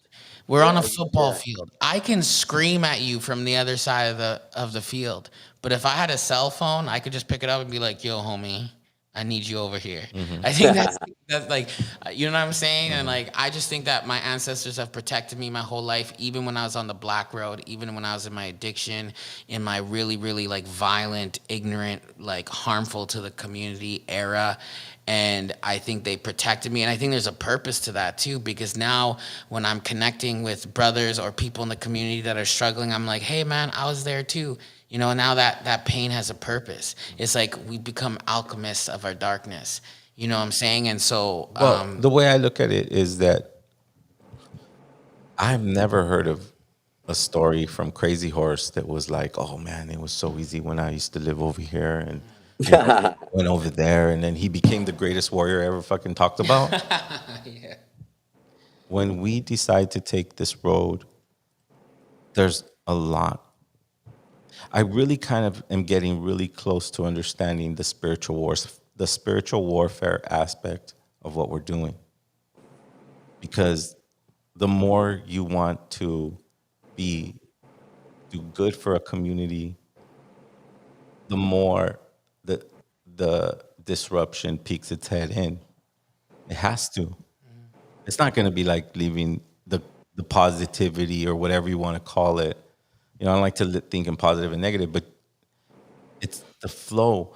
That's why we have to take a warrior stance and be prepared for anything that comes. But Ruben, the sun's on our side this time. Colonization is one of those things. Right. Hey, but the sun's on our side. Yes. Well, because we have tools that our grandfather left us. And the We have time is these right, tools. you know? We have math. We have the science of observation. We have the discipline of our tonal, right? Right. These are the steps to climb the ladder to find that paradise that you were talking about, where we all were together and we all were at one. What, you think it didn't take fucking disciplined warriors, people that weren't afraid to die? They had to learn those things. And they had to teach them to their grandchildren and their grandchildren's grandchildren, so that their grandchildren's grandchildren is not afraid to die. Oh yeah, there's a lot of trial and error. Just a little funny way of looking at it. I saw a meme. It made me laugh. I'm like, this is our indigenous ancestors. They're like, yo, how many animals do you think we had to jump on before we figured out horses were cool with it? Yeah. You know what I mean? Like that's what it is, right? No, you know what I'm saying? Like I just like, yeah, there's gonna be a lot of trial error. Like, how many plants did we have to die from before we realized, oh, that's poisonous and that's medicine and that's, you know what I mean? Like, now that's real shit. That's real shit. You know, that's you know, you carried that information on. You know, But and then we take that story of the horse, and it's like there was a different type of bond that happened between someone who rode a certain horse. That horse had to submit to him, and that had to be a communication between that animal and that person. It was a trust.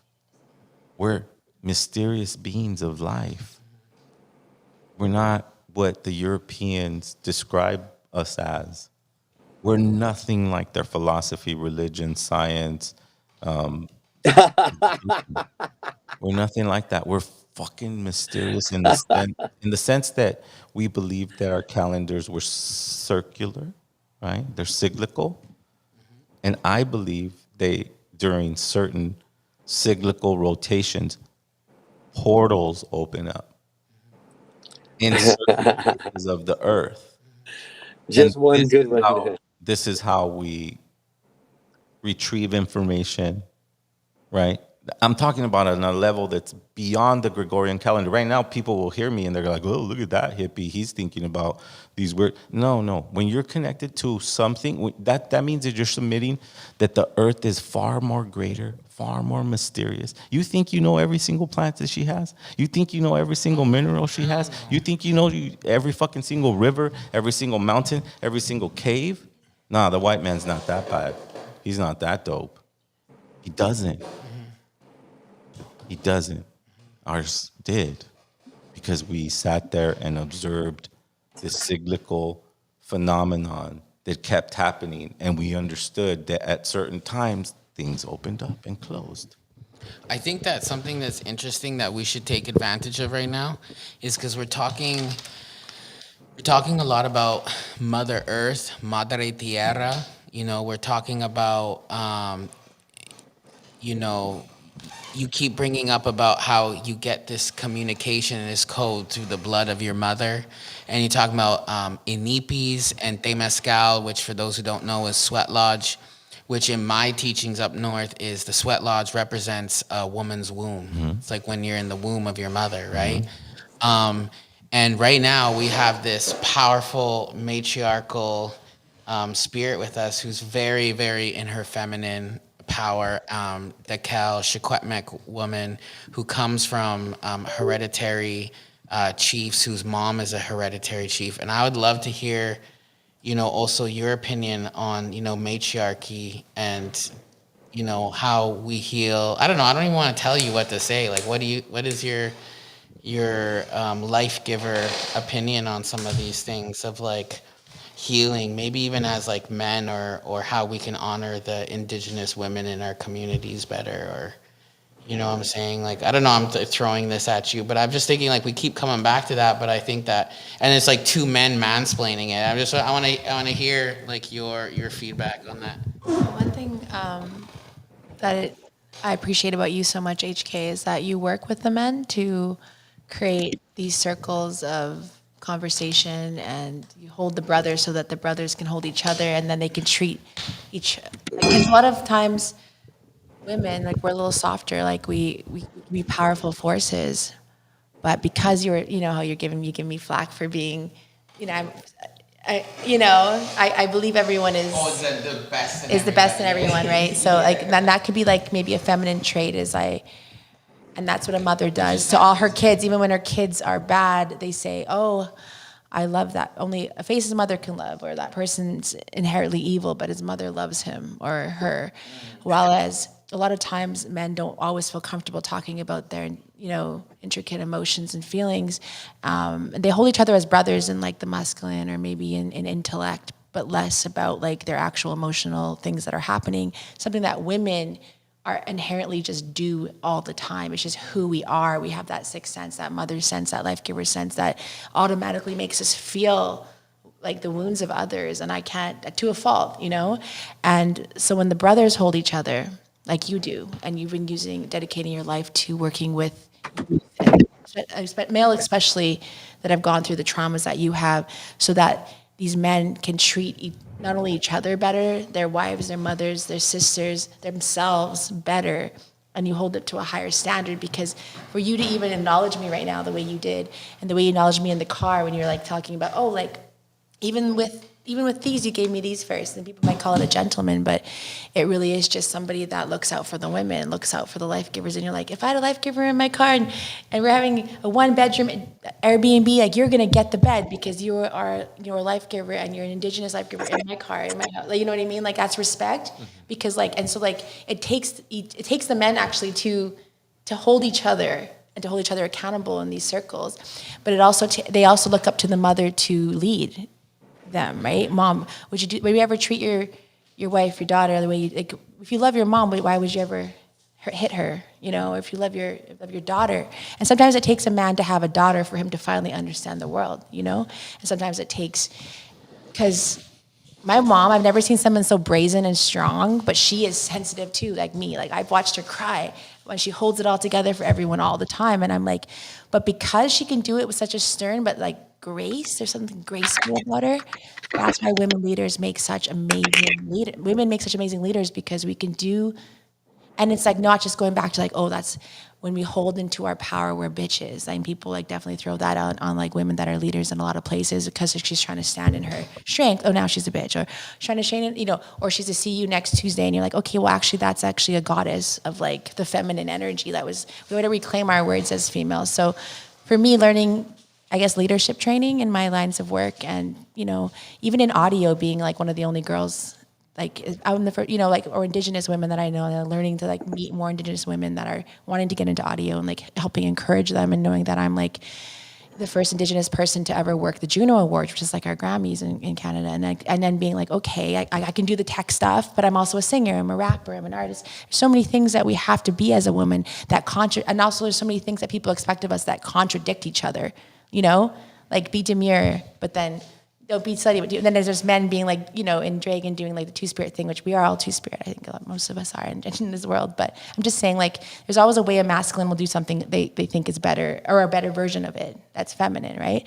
So why not have a female president? Because like women, like we're more than half the population, and so many of us don't feel seen, and so many of us, when we're actually brazen and doing something like in leadership, we face so many challenges, the bitch, the whatever, and we face it from our own females because they're built the men have learned to look at looks and look at sensuality and sexuality and to accept you, and women that aren't pretty, we're mad at the pretty ones that are leading, or like basically, we especially as women and indigenous women, we definitely face a lot of trauma in watching each other thrive. I can tell, like, we want to see each other thrive, but there's still so many politics of that, little jealousies, and it comes from crab in the bucket, it comes from trauma, it comes from also the way our colonialism and the way our men has treated us, and just me even walking down in the street, every time I go out at night, I'm worried, and that's not just people saying that, like, you only feel safe if you stop hurting women. If and then not to hurt women, you have to help each other not hurt.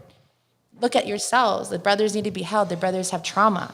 The brothers have been hurt. The brothers have been battered. The bad brothers have been abused. So it's going to take men's circles talking about their feelings like women do, taking from the feminine, and it's a divine masculine. It's not like, oh, she's becoming more female, you're becoming more girly because there's a girl leader, and now we're going to be more feminine, and all these trends, and all that. People will go on and on about why there shouldn't be a woman president or a woman leader, and you're like, no, actually, just take, not saying become a woman, they're saying take from the divine feminine into your circles as brothers, into your circles as leaders, and just know that it's okay to like hold each other accountable. It's to hold each other when you want to cry in ceremony. It's okay to be soft sometimes. It doesn't make you, and if you are two-spirit, then be all the beautiful things that you are, and honor, like, yeah, everyone needs a mother. I'll say it again.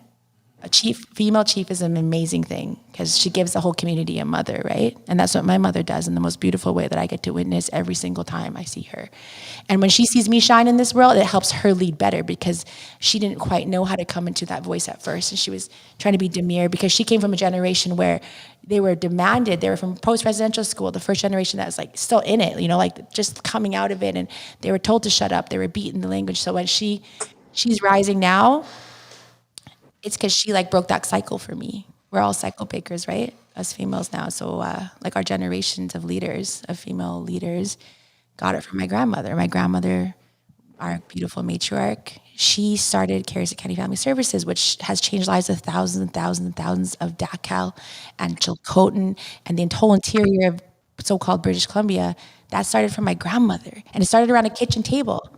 Each of my aunties, I think about their stories and they walked to town, that was how many miles, so that she can get the first Indigenous woman to get a job in our area, because she walked to work every single morning and it took her 3 hours there and 3 hours back.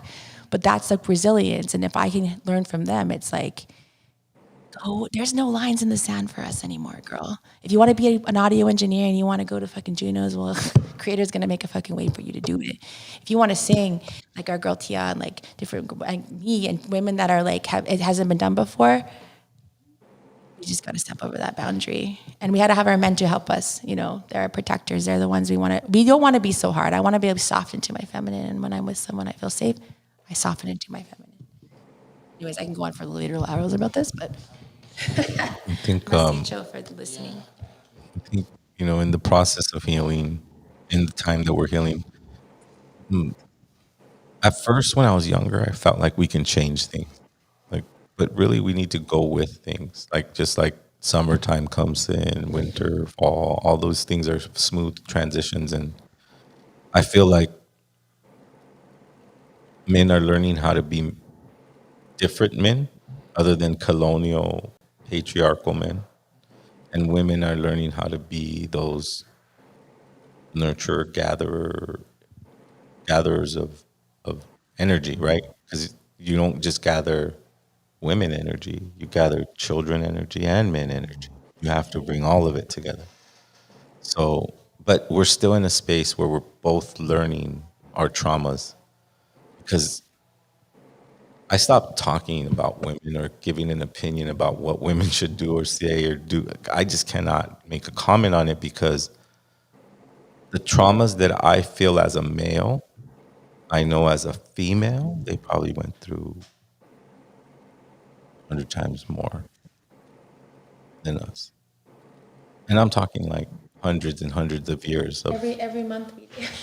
Well, I mean that no. I mean in top of that. Yeah, top of that. On top of that, but We what I'm feel talking everything. about, like, especially if you're like, whether you're a pretty woman or someone that whatever beauty standards you go by, they've been really, really, really, really, really abused in a way that they can't even talk about. So then how can I have an opinion about somebody's emotional state when they're in like a state of like, I remember having talking to my ex-partner and her telling me stories that she trusted me enough to tell me stories that were so terrifying. Like, I don't know how the fuck she survived that.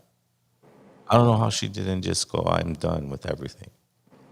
Our uncles, our aunties, like protecting our aunties. Like I always say, like people say, "Oh, uncle," as an indigenous like joke, and I love that about it. But I say our uncles are holding our uncles to a higher standard, to be those protectors, to be those big brothers, to be those, someone that honestly, good uncles. We need them. We need those. Well, yeah. Well, you know what? You have to respect your women. Look, my wife threatened me that she's going to divorce me Oh shit! if I don't take her to Halloween Horror Nights at Universal Studios this year, VIP. Oh, VIP. So Well, Mondo, I think you got to do that, Mondo. we're gonna get those goddamn VIP tickets because I don't want her to fucking divorce me.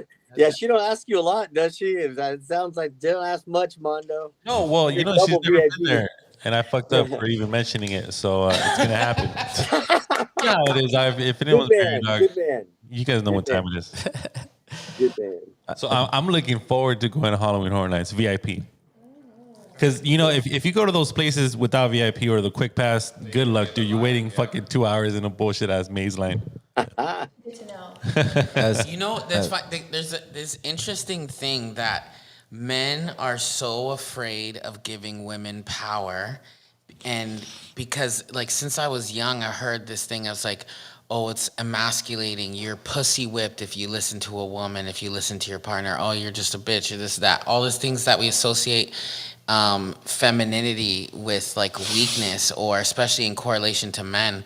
But the thing is, I have found, and I am no perfect man, and I'm not even put on any kind of pedestal. I've been such a piece of shit to women and to life givers in my life, and I'm just trying my best to be a better uncle, a better brother, a better, you know, son and grandson now. And that's all I can say is I'm trying my best now, and I'm still not always the greatest. But the thing is, what I found is that once we start to honor the women and protect them, that's when we come into our true masculinity. And I think the reason why we gravitate to things like gangs and violence and these, you know, becoming these predators in community is because we've lost our role. We had a role in the community as protectors, and in the absence of that role, we become the ones that people need to be protected from. So to me, like, think about it. And this is not just an ideology. Like, people look at a lot of indigenous ways of being as like this philosophy or something like that. Like, we worked as a community together because we just thought it was a good idea. No, in an Abya Yala wilderness, whether it's the desert, the mountains, the prairies, the whatever it is, if you didn't work together, you died. Like, there was a practical reason why we had this. Yep. Women were the life givers. They're the ones who created the seeds of our future, and we had to protect them or we didn't have a future.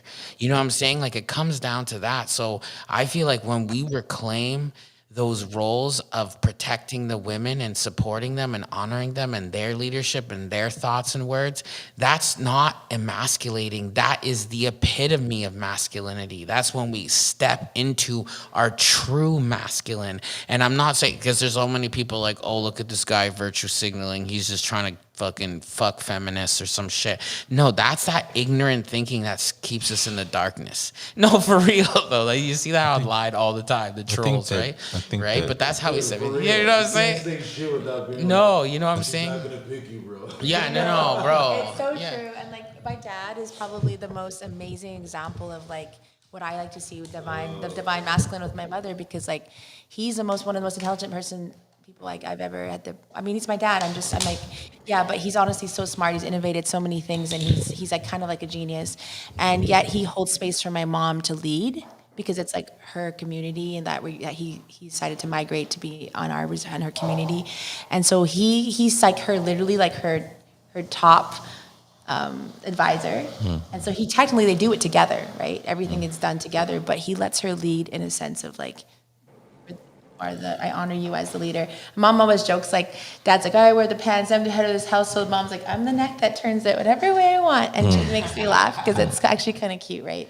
Like when we talk about the women being the princess, like my queen, it's like we honor our king, though, right? Like I love that dynamic of that. Yeah, of their love. It's beautiful. When we're talking about rediscovering the femininity and the masculinity in a separate sense, then I believe naturally women will gravitate to men that they like versus having to be a certain way, right? I'm a certain way. I'm There's politics involved. like what I'm trying to say is that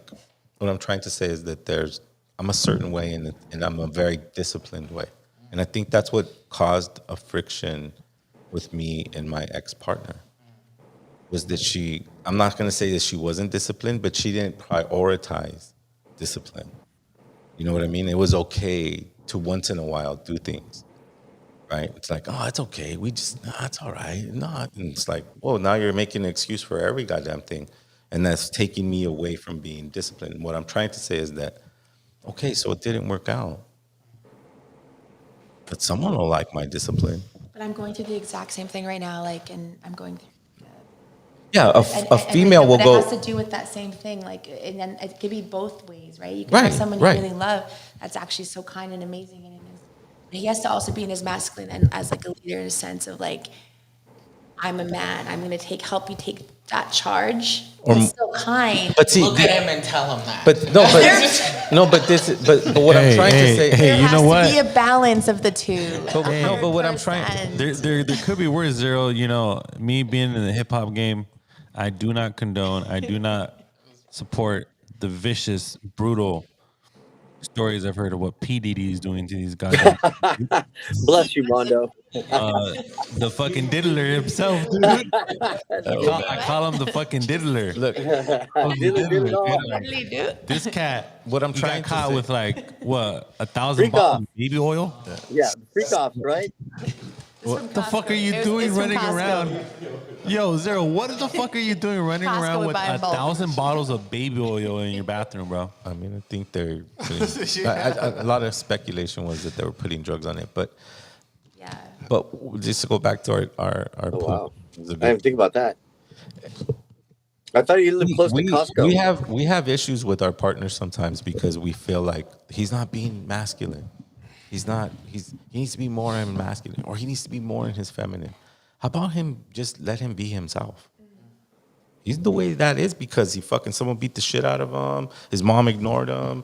And you think you're gonna change that at like anywhere past 20 or 18? So just break up? Is that the only option? No. Figure out you would Is that break. not my twin flame then? Like what? Yeah, possibly. We make mistakes like that all the time. Hey, imagine trying to give up on bread, bro. Come on.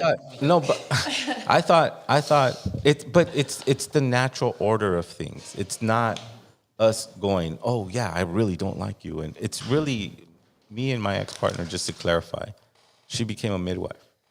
Is a whole different person than the person that I met that didn't know about midwifery. She was still learning about her culture. Like it was just the stages and places And then she that became the one that got away after that. and then she said, you know what? I'm going to take my life this way. And I said, okay, cool. I'm going to continue my disciplines because I'm frustrated that I'm not completely disciplined all the time, 100%. Like it was that was what I was striving for. And I felt like, but it's okay. And it's okay. And I went from, hey, nice to meet you. I don't celebrate Christmas. I don't celebrate Thanksgiving. To, oh, come on. My mom's going to be there. Oh, all right. Well, okay. And then, okay. And next thing you know, I'm fucking 10 years going, what the fuck? What? I don't want to be doing 10 years of fucking Thanksgiving because I'm okay with it. Like, you know what I mean? Like and you weren't. trying to justify it. And But I think that's the when you hit the fork in the road of like, all right, is this person, am I willing to compromise? Right? Am I gonna compromise, or you value, or is it I'm not gonna compromise? Right? This is me. This is my beliefs. Like this is something that I can't give up. And Right? something you shouldn't be Yeah. 70-30 on, you know what I mean? Like if it's That not mean- working, meaning- it's not working. Yeah. Hey, meaning you know that- what? I just recently got married. Congratulations. I paid $20,000 for that goddamn wedding. Wish I had my Wow. But It was a good hit. So, hey, It was a good hit. no turning back. what I'm trying to say is that when we Love make you, baby girl. when we make Girl. adult decisions, Yeah, it's good shit. Hey, protect your native women at all costs. Yes. Yes, that. when we make an adult decision when we're young, we're growing at the same time, but sometimes we grow and branch out in a Right. different way. Sometimes we don't. Sometimes we're the trunk and we stay straight ahead. And you know and what? so- Here's the secret. The secret is that doesn't make anybody a bad person. No. That's the thing that I kind of bothers me nowadays is like people can have falling outs or grow apart or break up and it doesn't even have to be a wife or a relationship like in the partner sense. It could be friends, it could be business partners, Yeah, anything. absolutely. And then people have to completely blast each other or make each other sound evil or anything. It's like, hey, you're allowed to just not vibe anymore. You're allowed to go your own ways. You're allowed to just, hey, we tried it. It didn't work. You're not an evil person. I'm not an evil person. Like, let's just go. You know what I'm saying? Like, Yeah, you know, it doesn't have to don't be don't so go off and extreme all the fucking time. and You can have actual breakup dates, spray just like paint his wedding car and pop his tires and fucking break his windshield over some bullshit. Now, you know what it is? People are vindictive, and if you just Both decide sides not to be vindictive, Do you have anything to say on this matter? I feel like I well, I'll should. say stop being vindictive. Just if you're not vindictive, you'll be all right. Things. What are we commenting on? This is the voice that's coming on now. His name is Edgar. He also will be playing on October 13th, This Sunday, October 13th. Oh yeah. We'll be having our Indigenous Peoples Day, East Los Angeles. I want to make sure I get that in the podcast. You know, sometimes, like I was telling HK, we're going to talk about it, but it's not the focal point because that's the gathering. You want to get this conversation at the gathering. The gathering is coming October 13th. We close down the street. It will be visible to Whittier Boulevard. It's double the size. And Zero, remember, it's an all age free event. All ages, free event, alcohol free. Bring the family, bring your grandmother. It's that event that we're trying to create for our community. It's from 12 p.m. to 9. And 12 to 9, the guys. headlining group would be Quinto Sol. HK is going to play. We just And, had, and I'm going to give a workshop, right, Ruben, yeah, at some and point? Daniel will be giving a workshop on the Tonal Mashiot, and Edgar will be playing as well. He's extraordinary. No matter what group I'm in, Zero always introduces me as Edgar and never the group. Oh, that's awesome. That's right. I always get your group name wrong. Like I thought it was Broken Arrow. Ikara. I thought it was Broken Arrow. Song of medicine. Ikara is a word that my medicine man, who's Quechua from the Amazon in Ecuador, has allowed me to use. Ikara is in reference to the breath space that all inhabitants of the planet share. Dope. And how the Ikara is like a flow that's going through all of us, and that, you know, especially if you're capable of manipulating the breath space, it could be for bad or good. And he said that that's one of the main ways that medicine men heal other people is through their use of the Ikara, their manipulation of the Ikara. Interesting. And that word manipulation just meaning the control of.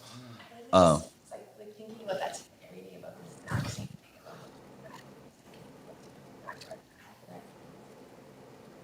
And exactly. And the thing is that although people have like this perspective of like opening our third eye, which is just a euphemism for our spirit vision, the Ikara is also in a reference of awakening our spirit breath. You know, all of our senses have a spirit version of them, but we're more aware because the third eye is what's expressed in popular culture the most.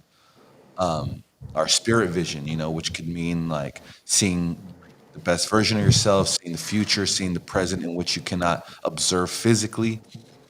And so our breath, the Ikara, is our spirit breath and how we're supposed to breathe with more intention, and that to me has been the biggest challenge because it's like the breath is something that we do and we're not even aware that we're doing it. It's something that's just completely automatic. And to use our breath more intentionally and to use our breath in a way that we're trying to embolden our spirit, find wisdom, and ultimately connect to Pachamama Tonantzin. So I named the group Ikara Music as a way of saying like, this is the music that I'm using with my breath, singing to positively influence others and be positively influenced by them, because I'm singing to someone, they dance or they just observe and they're breathing and we're in proximity with one another, and so we're all just manipulating this Ikara around all of us. I started this group, I started this project in June at the same exact time that I got sober, because I'm sober now. I don't drink anymore. I don't Respect. smoke anymore. I'm like not dating. I'm not being sexually active whatsoever anymore. Trying to eliminate all the things that I was distracting myself with that prevented me from being the person that I want to be. A lot of stuff happened to me in the past few months, and so I used this opportunity of my sobriety to also start this project in which would be intrinsically tied into the path that I'm trying to move forward with. And that's why the group is named Ikara. Of all the stuff that we're talking about right now, like literally the past two subjects, like relationships and like how men behave with women in our communities, these are the two things that I feel personally that I need the most growth in, which is another reason why I've become sober, because that was one of the main things holding me back from behaving in the ways that I want to behave. Because ultimately, us as men, we have to accept that there is an outright systemic plan,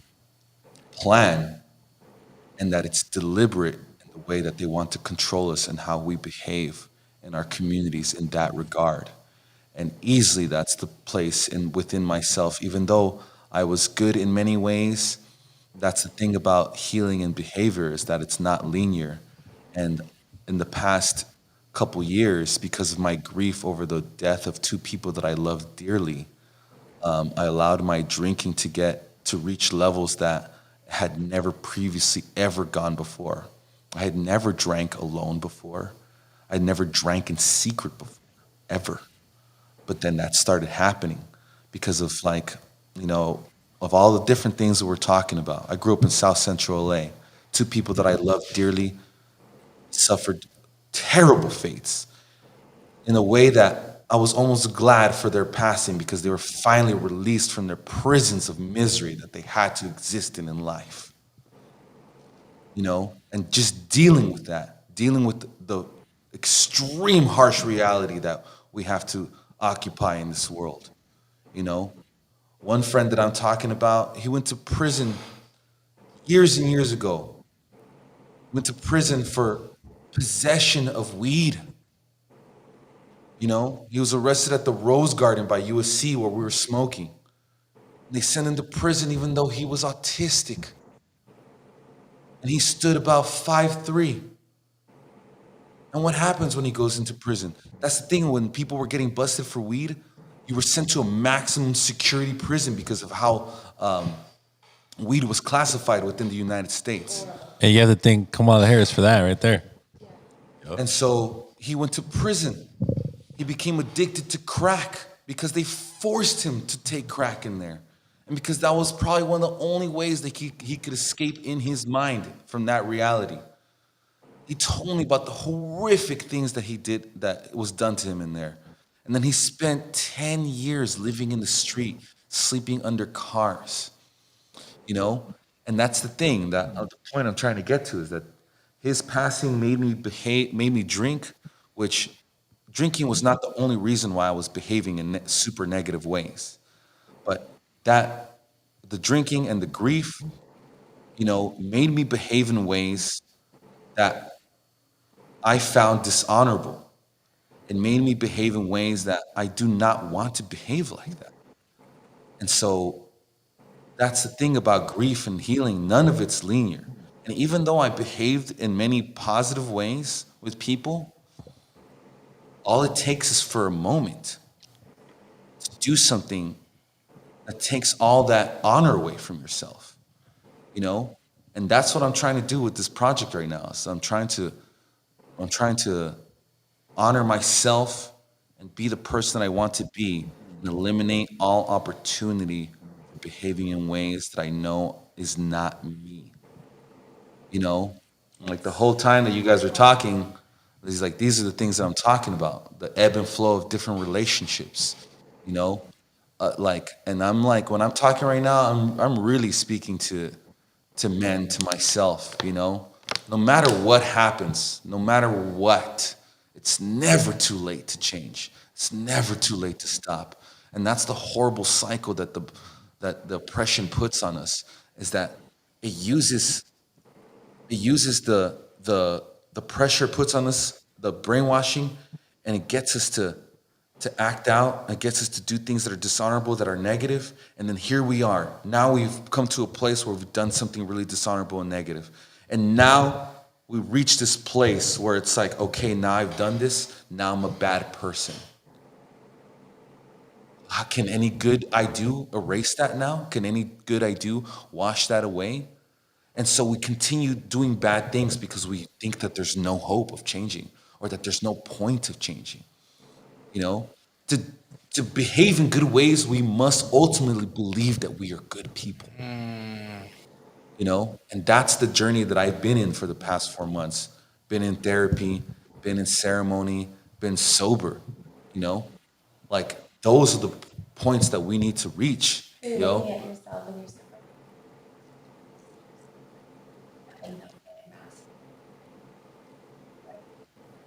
there's nothing else to be. You know, and in that as well, choosing not to date or be sexually active with anyone, you know, the very specific type of healing that I'm trying to do, I cannot engage in those things and heal at the same time and reflect and move forward, you know.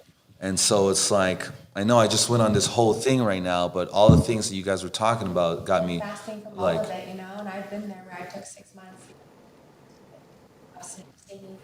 And like I would get to such a spiritual space, and then I would break it. I would break it with, and I'd finally break it, and then with a guy or something 6 months later, and like, and he would be in his not in his healing. He'd be in alcohol and whatever else, and then I'd get kind of back into it slowly. And I guess I'm at this journey where I want to really choose my path, and I can't be influenced by men right now in that also. And that's a big reason why I'm going on my own in this relationship that I'm in now and moving out of that from almost 2.5 years, is because I also want to fast from things. I also want to fast because I know inside the healing that I need is going to take me isolating any addiction of any sort, anything that's going to try to make me feel better so I can truly see myself too. So I get that. Maybe it's, I don't know if it's like a coming of age thing or where we're just at in our lives, but maybe we just had enough, of like, of instant gratification. And it's so tempting. It's so easy to go to that route. So I guess what you're saying right now is giving me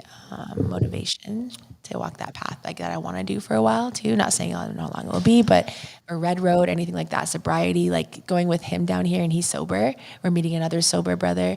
It's nice to be like, okay, well, I might be sober most of this trip. And even that's like cool. Not saying I'm like gonna lush or anything, but it's like usually when you're going on an LA trip, you're gonna have a couple drinks along the way. It's like I've done zero of that, and it's like I'll hold to that. Maybe if we're out, like I might have a couple, but I'm not trying to put an impossible like standard right now, but I'm gonna work myself.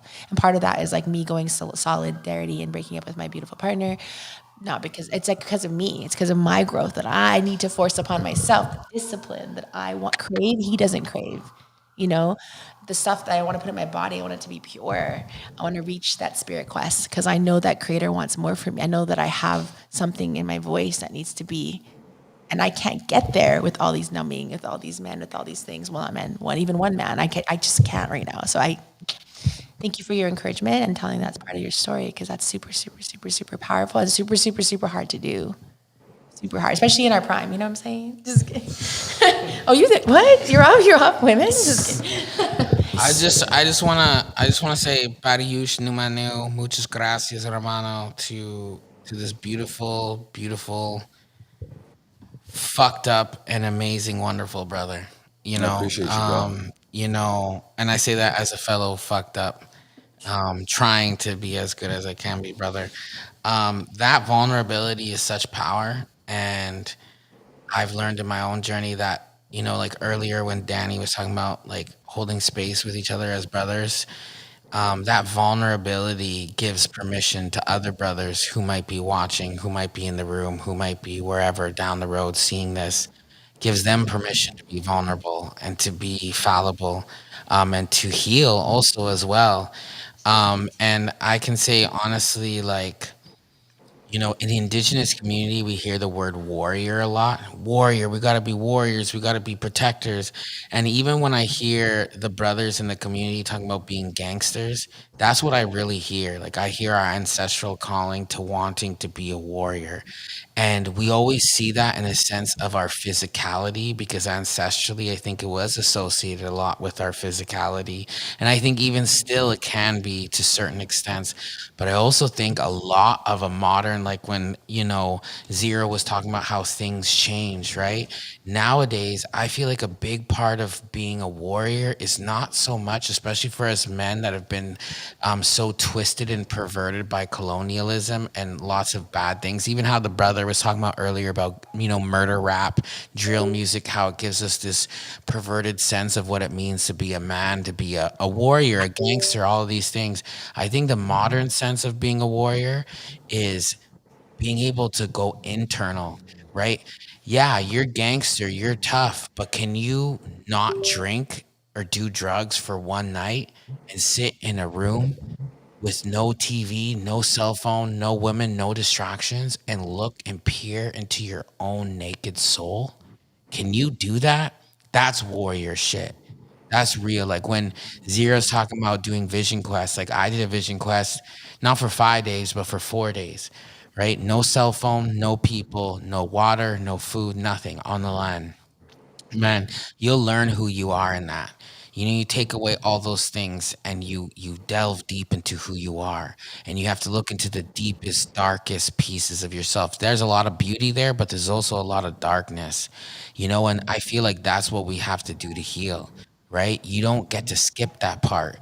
You got to get through the darkness to get to the light. So I just want to say again, thank you, brother Pattyush, for going on that journey. It's the same journey that I've been attempting and still trying to do.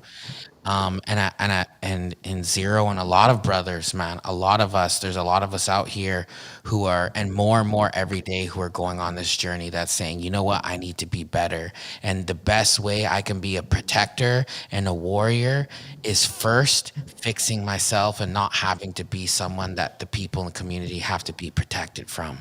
But That's, you know what I'm but saying? that's common sense. Like common sense to be a warrior is common sense.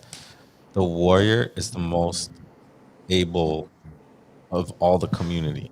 He's the strongest. He's the fastest. He's the smartest. Because he works on himself. That's what gives him the ability to become that.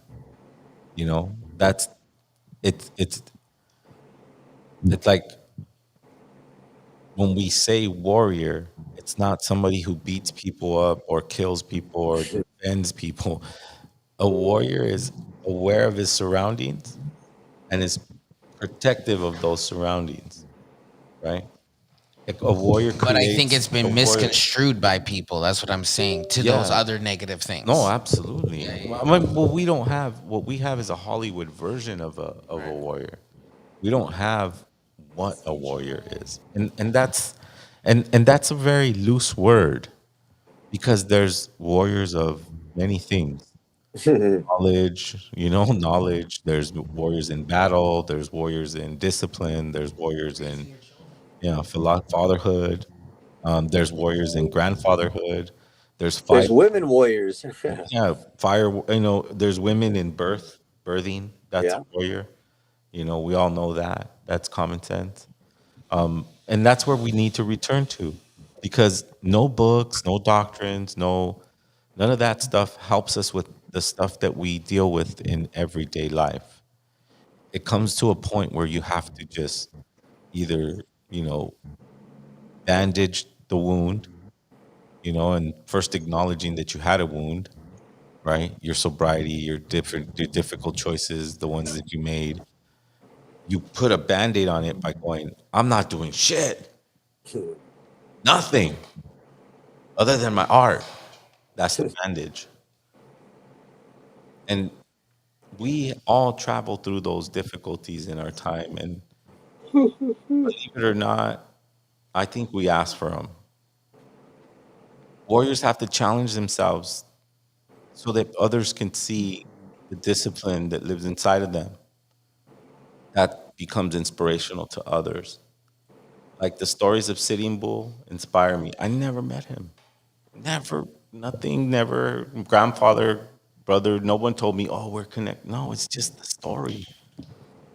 Whatever. Discipline? One more time?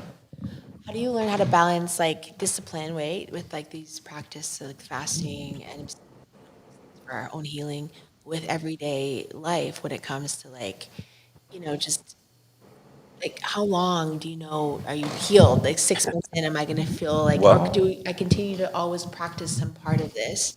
Or do I never drink again? Do I never have sex again? Do I never, or whatever all these things are? Like when you know is the time to start again a little bit and like introducing these things back in a little bit? Or do you think that but discipline true does, discipline is like always yeah, to same? discipline is to have a good life, right? And in that life doesn't mean you have, maybe you eliminate sex or drugs or alcohol for a little bit to get clarity.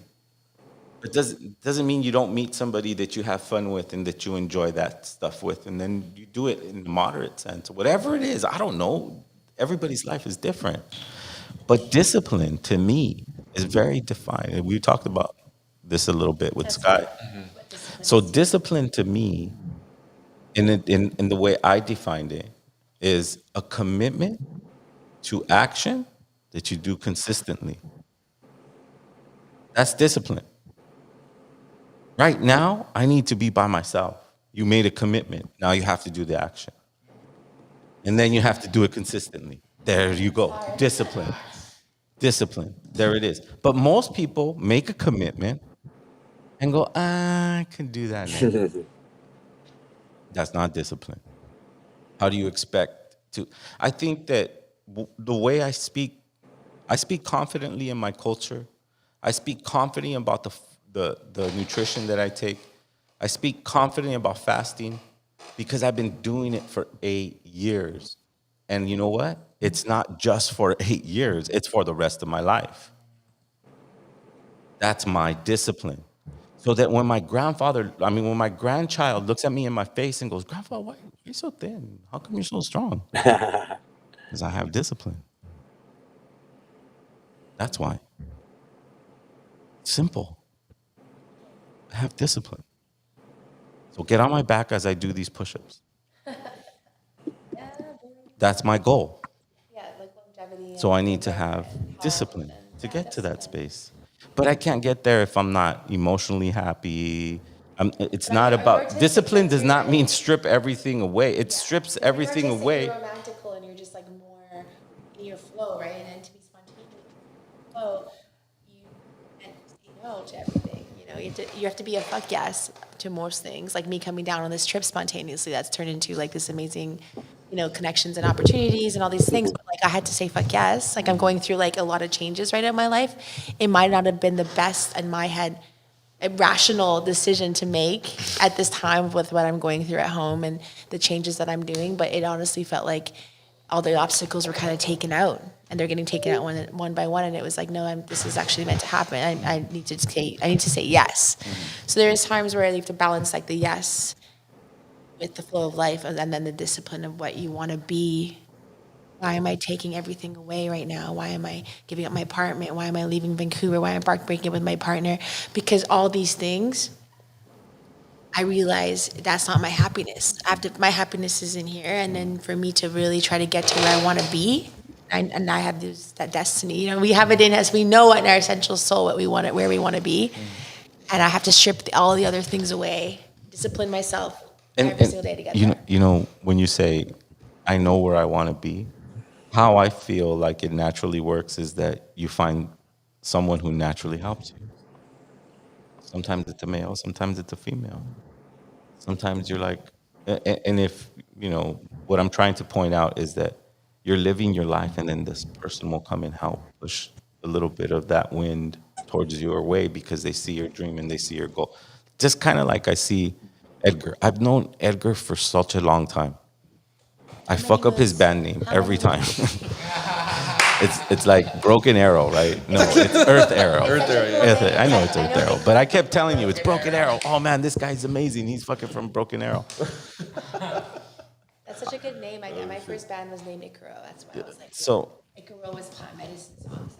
Right? So what I do as a warrior is I try to create my reality, and then I go, well, how can I accomplish this reality? And then if I discipline myself, I can create a store that provides superfoods for a community that has no idea what a superfood is. I can create a yearly event that brings pride to all Indigenous people, even those that don't have a card, even those that are going and they're reclaiming themselves while other people tell them that you're not. Beach.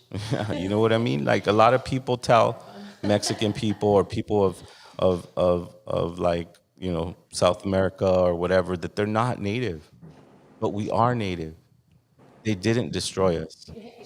The 35 million people that existed here when Columbus came are still here. They were just raped. They raped the women and they changed the color of the skin. They systemically tried to erase our entire cultures. Well, that gave them the ability to take the land. But we don't need to think about that. If we think about their treatment.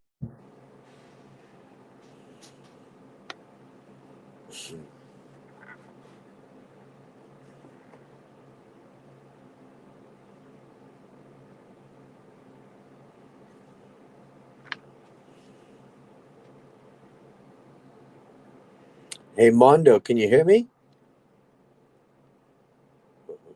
I can hear you.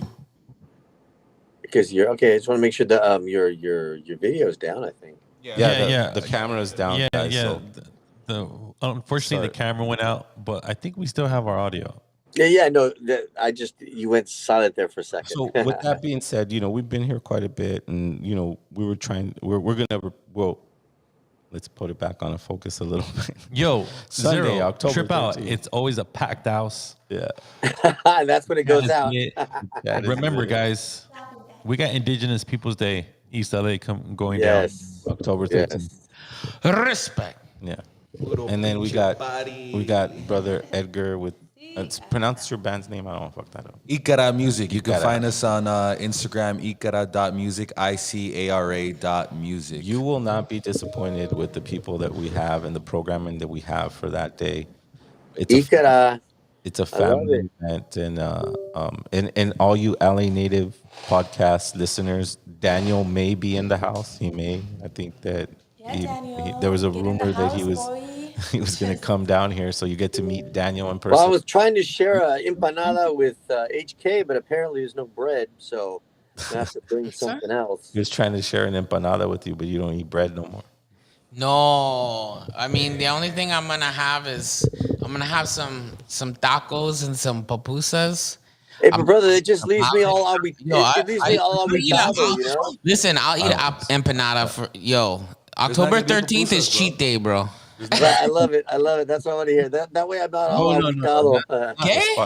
I said that way I'm not all aguitado, you know, because I don't think aguites is Bro, I'm the gonna native go to word for crying. Maria's house, bro. There's a spot in South Central, fool. Yeah, I'll we gotta show you go. where we We gotta go. Yeah, But, hey, HK, vamos. always support your street vendors out here. Yo, For sure. mad at the Let's street.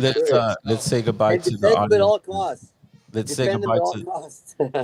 let's say goodbye to the audience and Yo, finish up. Yekta you and Nuniguan, Badiush, so much everybody for listening in, chiming in. I go by HK, aka Higher Knowledge, from the ancestral territories of Kushkatan, Colaseyu, Nativo, of the central and southern Abya and really stoked to be here on Tongva, traditional territories, Los Angeles. See you October 13th, East Los with Danny Lyon, with YB Nakota, who didn't call in tonight, but he's coming with that Sioux medicine for the people. So yeah, thank you so much, Zero and everybody in the house. Let's get it.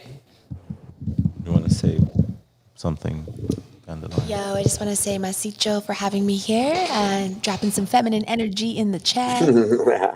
My name is Danny Lyon. I come from so-called British Columbia, but I'm also from Sycus First Nation in central BC, and I'm Shishwamek and Dakal. I come from a long line of beautiful, beautiful matriarchs and strong, beautiful human people, and it's a blessing to be here in LA, hoping to learn and share lots more medicine while I'm here.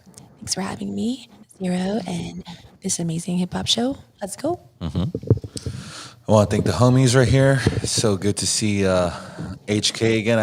When I met HK was on an island, literally on an island outside of Vancouver. It was all majestic, fool. I made an island, and then we were both like, "Are we both Salvi, dog?" But thank you guys for listening. I got here a little late, but better late than never. Story of my life. Ikara music will be playing this Sunday. What time still be determined. And I just want to give a shout out to my peoples. I'm half Salvi, half Mexican, half Lenca, half Teaponaje. Whoa. Cool. You want to say anything, Daniel, before we? No, I was gonna say thanks for everything, man. I think it's been a good show. I'm glad to finally have, HK, the higher knowledge on the show, and I'm looking forward to this weekend, man. I mean, I think I'm set if I got to start, but I'll be there for sure this weekend for Indigenous Peoples Day. I'm looking forward to it. So we'll All right. sharing the higher knowledge. Absolutely. Stoked to meet you, bro. We hope to see you, Dan. All right, brother. Everybody, I hope Yeah. it's all good. I'll make sure I've got So, the Malinali in the house. Any last words, Zero?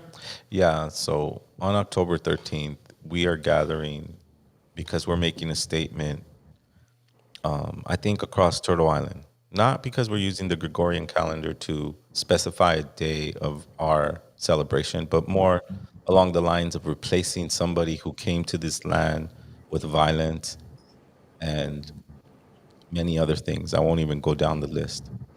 We know who that person is, and I won't mention his name ever again because we are a tribe that is gathering once again, October 13th, Sunday, East Los Angeles. It's all Indigenous Peoples Day, all Indigenous celebrations. That means if you know a little bit about your indigeneity or a lot about your indigeneity, it's all Indigenous Peoples Day. We're going to celebrate ourselves because we can, because we need to have the courage and strength to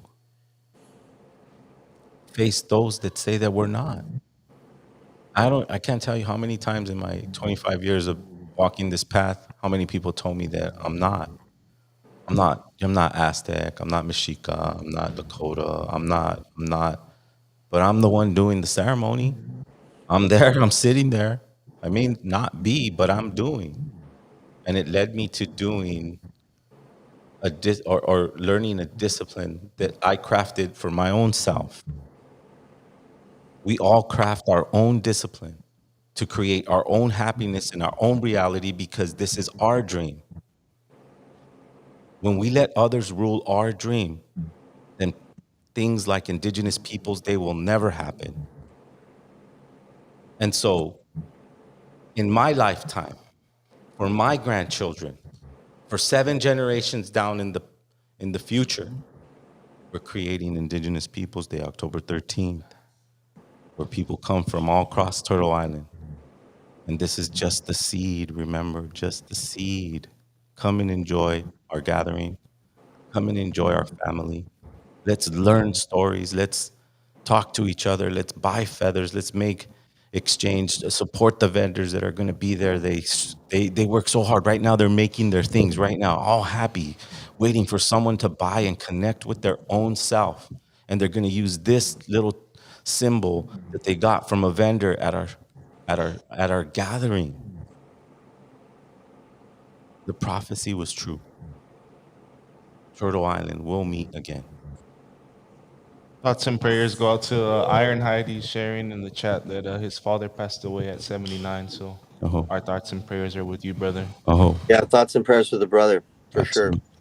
And all of our ancestors that stood their ground against oppression since 1492. We'll see you next Wednesday. No, we'll see you Sunday, October 13th. East LA. Ometeo, Tonansi, Donatu. Also, word first says he might take a flight. Let me crash 0.